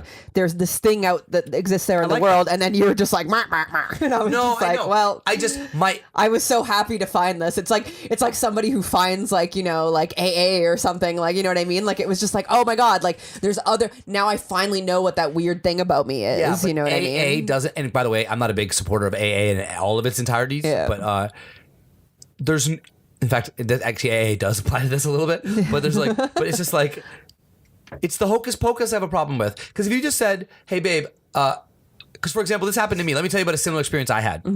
So I was reading a thing about like psychology, and they were talking about like groups and like kinds of people, and I fit so nicely on one of the boxes. It was unnerving because to find out how much of that about me was not up to me. I'm just one of these types of people. You know what I mean? Oh, it's like, was it with like the code? Like I'm it's like sure. 4 letters. It's like the Myers-Briggs test or whatever. I don't think so. Myers-Briggs test. No, I didn't do a test. I was reading about types or something, and it was like, and it was, I read the one, I was like, that is me, and it's literally like as I kept reading each bullet point, I was like, I started predicting that the next one was going to be me too, because it was like, oh my God, this is me. You know what I mean? And that was a really unnerving moment. That is based on measurable science. Yeah. Yeah. And so I just think like you can have those breakthrough moments, and they're really helpful, I think, in understanding who you are and what parts are you and what parts aren't you. It's just that if the next page had been like, had a little bit of like, and some people believe, I would have been like, oh, it would have sucked the wind out of that too. Right. You know what I mean? I It's know just what you're like saying. I just want it to be based on like especially if it's going to be a breakthrough in your spirit and like how you start to think of yourself. It's important to me that we draw a clear line between And just you're sensitive to sound and some people believe Just to be clear, that they're a special kind of person or something. right. You know what I mean? Just to It's be like- clear, it does not define me. Like No, it of doesn't course. at all. It's just a weird phenomenon that Yeah. I've always experienced, and I've, like I said, I've no one ever understood. And then when I finally watch this, I'm like, oh, there's a lot of people who have it. So that's really all it was to me. can It's we not connect like it to something? I don't feel like I'm a chosen one or anything. Let's connect it to something that I think is super interesting. Yeah. This fucking Indigo Child bullshit. What's that? You've never heard of? Can you Google Indigo Child and read exactly what Google tells you? Just don't have to go any deeper. No, I'm so excited. So people believe that a certain percentage of us are an evolved thing called an indigo child. Is there like a basis and not basic 13 synopsis? signs you're an indigo child. Is there a basic synopsis? Indigo children are children who are believed to possess special, unusual, and sometimes supernatural traits or abilities. That's my favorite word. Keep reading. The idea is based on concepts developed in the 1970s by Nancy Ann Tape or I don't know how to pronounce that right, and further developed by Lee Carroll, blah, blah, blah. So 13 signs you're an indigo child. Let's see. Oh, no, it's not working. Somebody once told me I was an indigo child, which is how I stumbled upon this. Was it one of your motivational speaker friends? Wasn't, but they would probably believe in this. So let's play the game called Is Ill Vibe an Indigo Child? Can you read the 13? Because I can pull it up Yeah. on my phone if you can't get them. Give me one sec. Okay, yeah, just that website didn't work. Okay, cool. Number 1. You've never understood people who can be cold and calculating. That's not you. That's not me. I'm definitely super calculating. You feel more than other people. Sometimes I think Yeah, that. so you cry more when movies are sad. You laugh more when they're funny. Yeah. Yeah, so that's like similar to the horror movie thing. That So I one think, feels yeah. like me. We even talked about it on this episode. Yeah. Exactly. At times, you struggle with being a pushover. No, that's not me. That's more you. And I mean, I don't mean that in a mean way. You're just not great with confrontation. Yeah, they don't want to upset people. Blah blah. That's more me. So I'm an indigo child so far. You struggled in school. No, that's not me. Yeah, no, it is you. I would say it's Oh, you. I struggle with the atmosphere of school, not with my grades. While indigo children are highly intelligent, the way their mind works doesn't conform to traditional ways of thinking. So literally describes me to a T. So that was the same one as the school one. yeah, that It was literally just like describes me as to a T. Yeah. yeah, so that's you for sure. You've always had a strong desire to understand how things work. Yeah, that's Yep. I deconstruct things. You've never been quite normal. that literally can describe Always been a anyone. weirdo. You know what I mean? I feel like everyone feels like they're not quite normal, you know? Hey. Does everyone have a song called "I Was Always a Weirdo"? Though. No. Never been quite normal. Normal. Hey. Normal. Oh. You have a strong drive to find purpose in life. You don't really have Yeah, no, I that. do. In terms of like. Not purpose. No, I do, because I didn't get into like spirituality. But if you look at like the way I run my life, I talk about philosophies and like. Yeah. For sure, I do. Yeah, I would say that describes me too. Cool. You're drawn to spirituality, but not dogmatic about religion. That's exactly me. So, by the way, I think whoever came up with this term is describing someone they know who's like me. Yeah. It's just not magic. Yeah. You know what I mean? Yeah, exactly. So, but keep going, because it does get kind of weird and magic-y at some point. Because I know, like, if let's just say I wanted to buy into this, I'd be able to tell you the friends who I have who are these people. Do you know and what I think I mean? it's the thing. It's like super switched on. yeah, it's people. just like type A. Yeah. You know what I mean? It's the same thing as saying type It's like A. sensitive type A's would be Sensitive almost type like. A's, You know yeah. what I mean? You're interested in paranormal topics? Not really you. Not me. I mean, no, I'm interested, just don't believe. Yeah, I was gonna say you're interested as in you like to like roast them, but When I was young, I was obsessed with them. And also done on this podcast, roasting paranormal things. You don't inherently respect authority. That's definitely you. You're more mature than most people your age. when I was young, yes. Yeah. Not now, but when I was young, very much so. Okay. You were like an old soul. Yeah, but now, now I'm People not have young, wondered if you have ADHD. so- Yep. Yep. These are really reasonable. You're a gifted storyteller, yes. Yeah, I am. You easily get scarred by horror movies.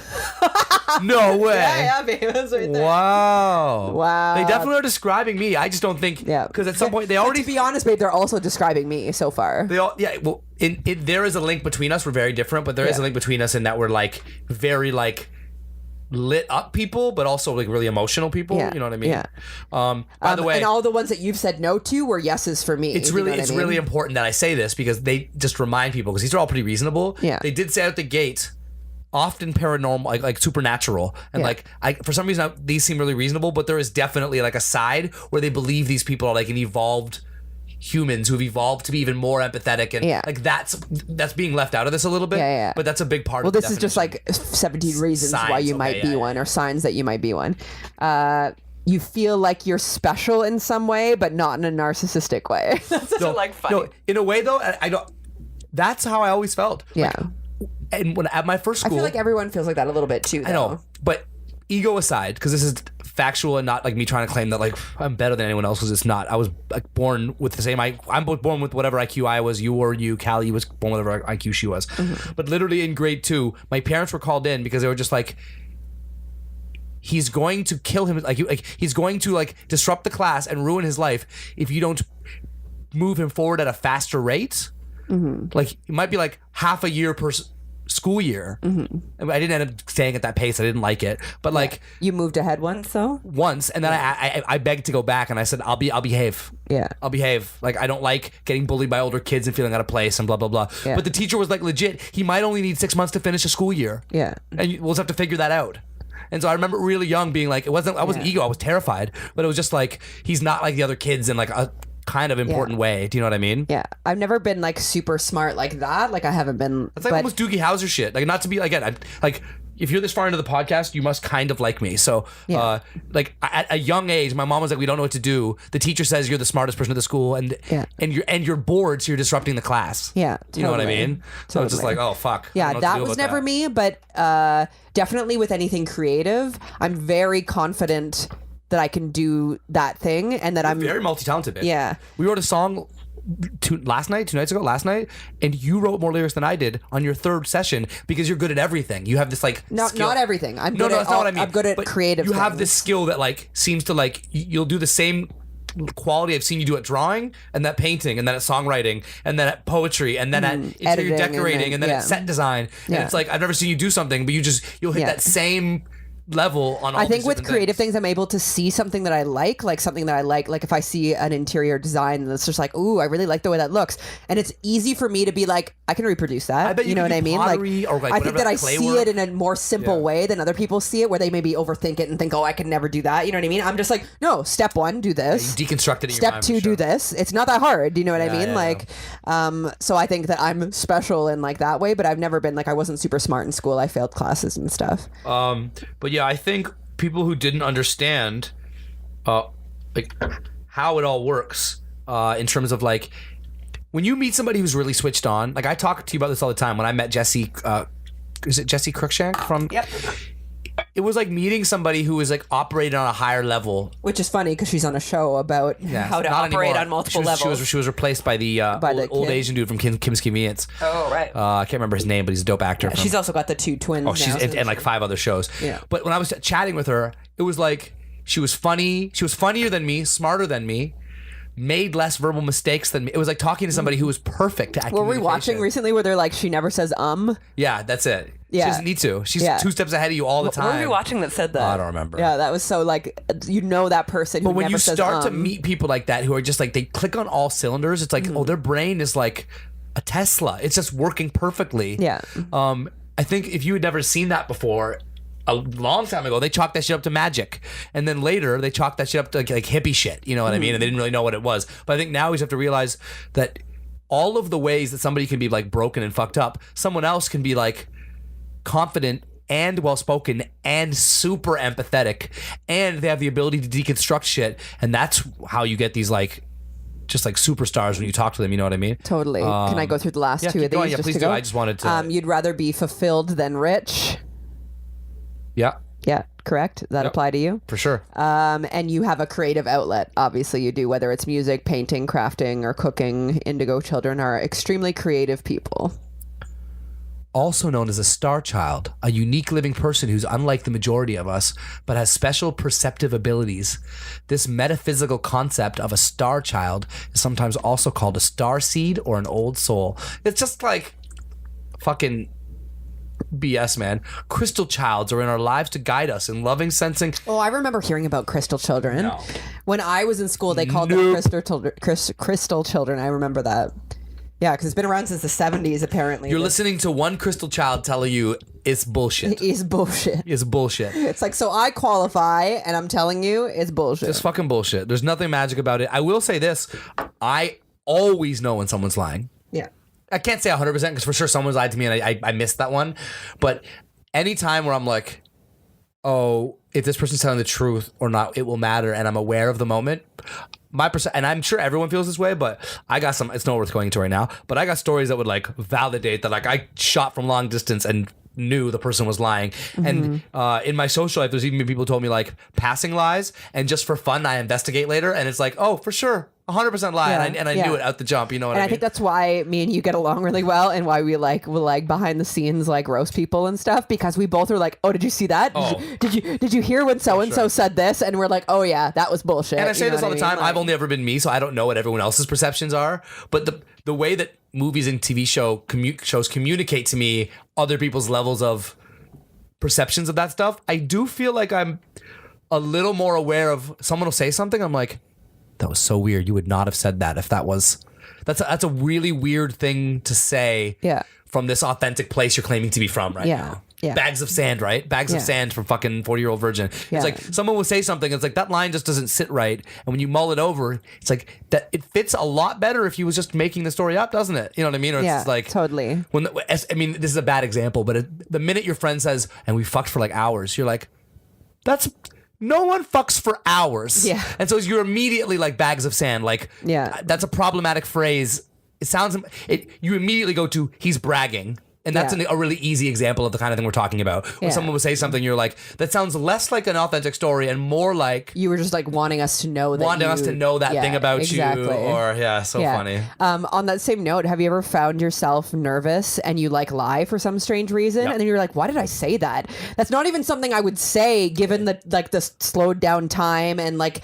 And then you take a breath, and then it's like, I wouldn't say that. So why in that moment did I say that weird thing? I'm glad you said that, because earlier I was a little bit lit and I wanted to comment on that, and I got sidetracked talking about being a liar when I was young, and I kind of got into my life was a lie. Yeah. But I was a crazy... My life's a lie. It was a bit of one. I was a crazy liar when I was a kid.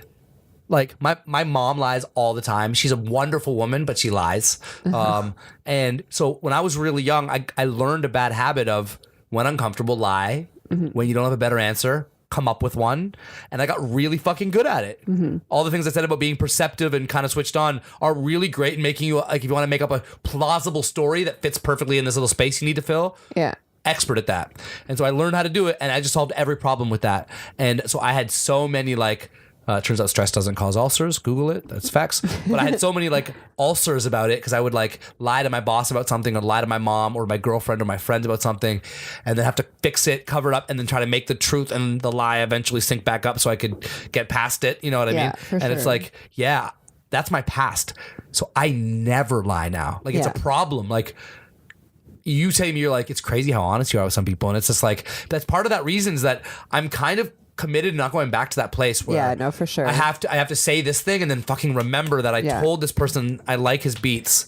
So I'll say, I think your beats need work. Oh, absolutely. My problem and then the relationship's over. They fucking hate me. Like, my relationship, or my problem is that I might give like TMI sometimes, because if I meet someone and I think they're cool, I really want to out the gate tell them all the weird things about me, so that if they don't like me now, so that I don't have to waste my time, because I don't want to find out that later on when you get closer to me, you don't like me. So the first time I meet you, I'm going to tell you that I fucking like this weird thing, and then I have fucking tingly feelings when I see strangers or whatever, whatever my thing is. It's like, I'm like verbal diarrhea. I'll just like say the weird thing about me so that... Okay, listen, cuz I get night terrors where I'm lying in my bed and there's monsters trying to eat my feet and shit, right? And then sometimes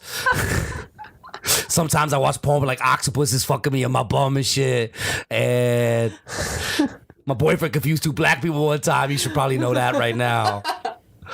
You still want to be friends, cuz. You should probably know that about my boyfriend or my husband now. Still trying to.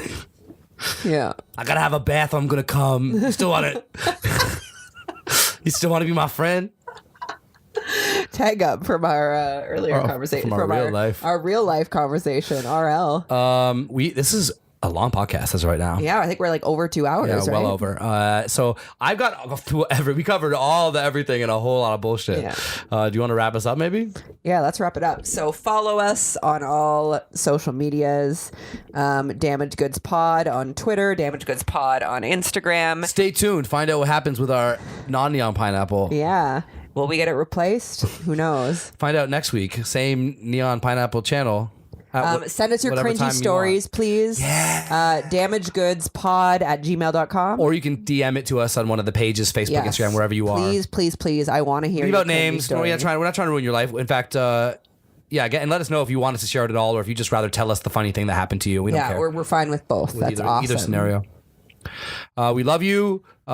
Thank you for fucking with us. We're married now, so we extra gonna do this forever. Thank you to our friends again for the dope ass sign. We have some really dope guests coming up. Graydon's coming up. He's the business partner at the record label, one of our best friends.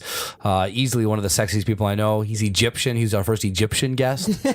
I've been really focusing on his Egyptianness lately. It's really funny to me because it's like there are no stereotypes about Egyptian people, so I'm like making them up as I go. Yeah. So that's a hobby that Graydon and I have that I don't know if he loves yet. We'll ask him on the podcast.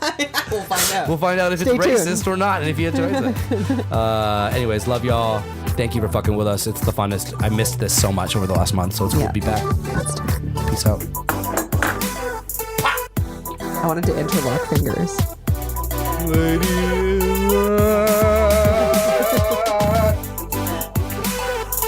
Is dancing with me. You put out a Christmas album. I did.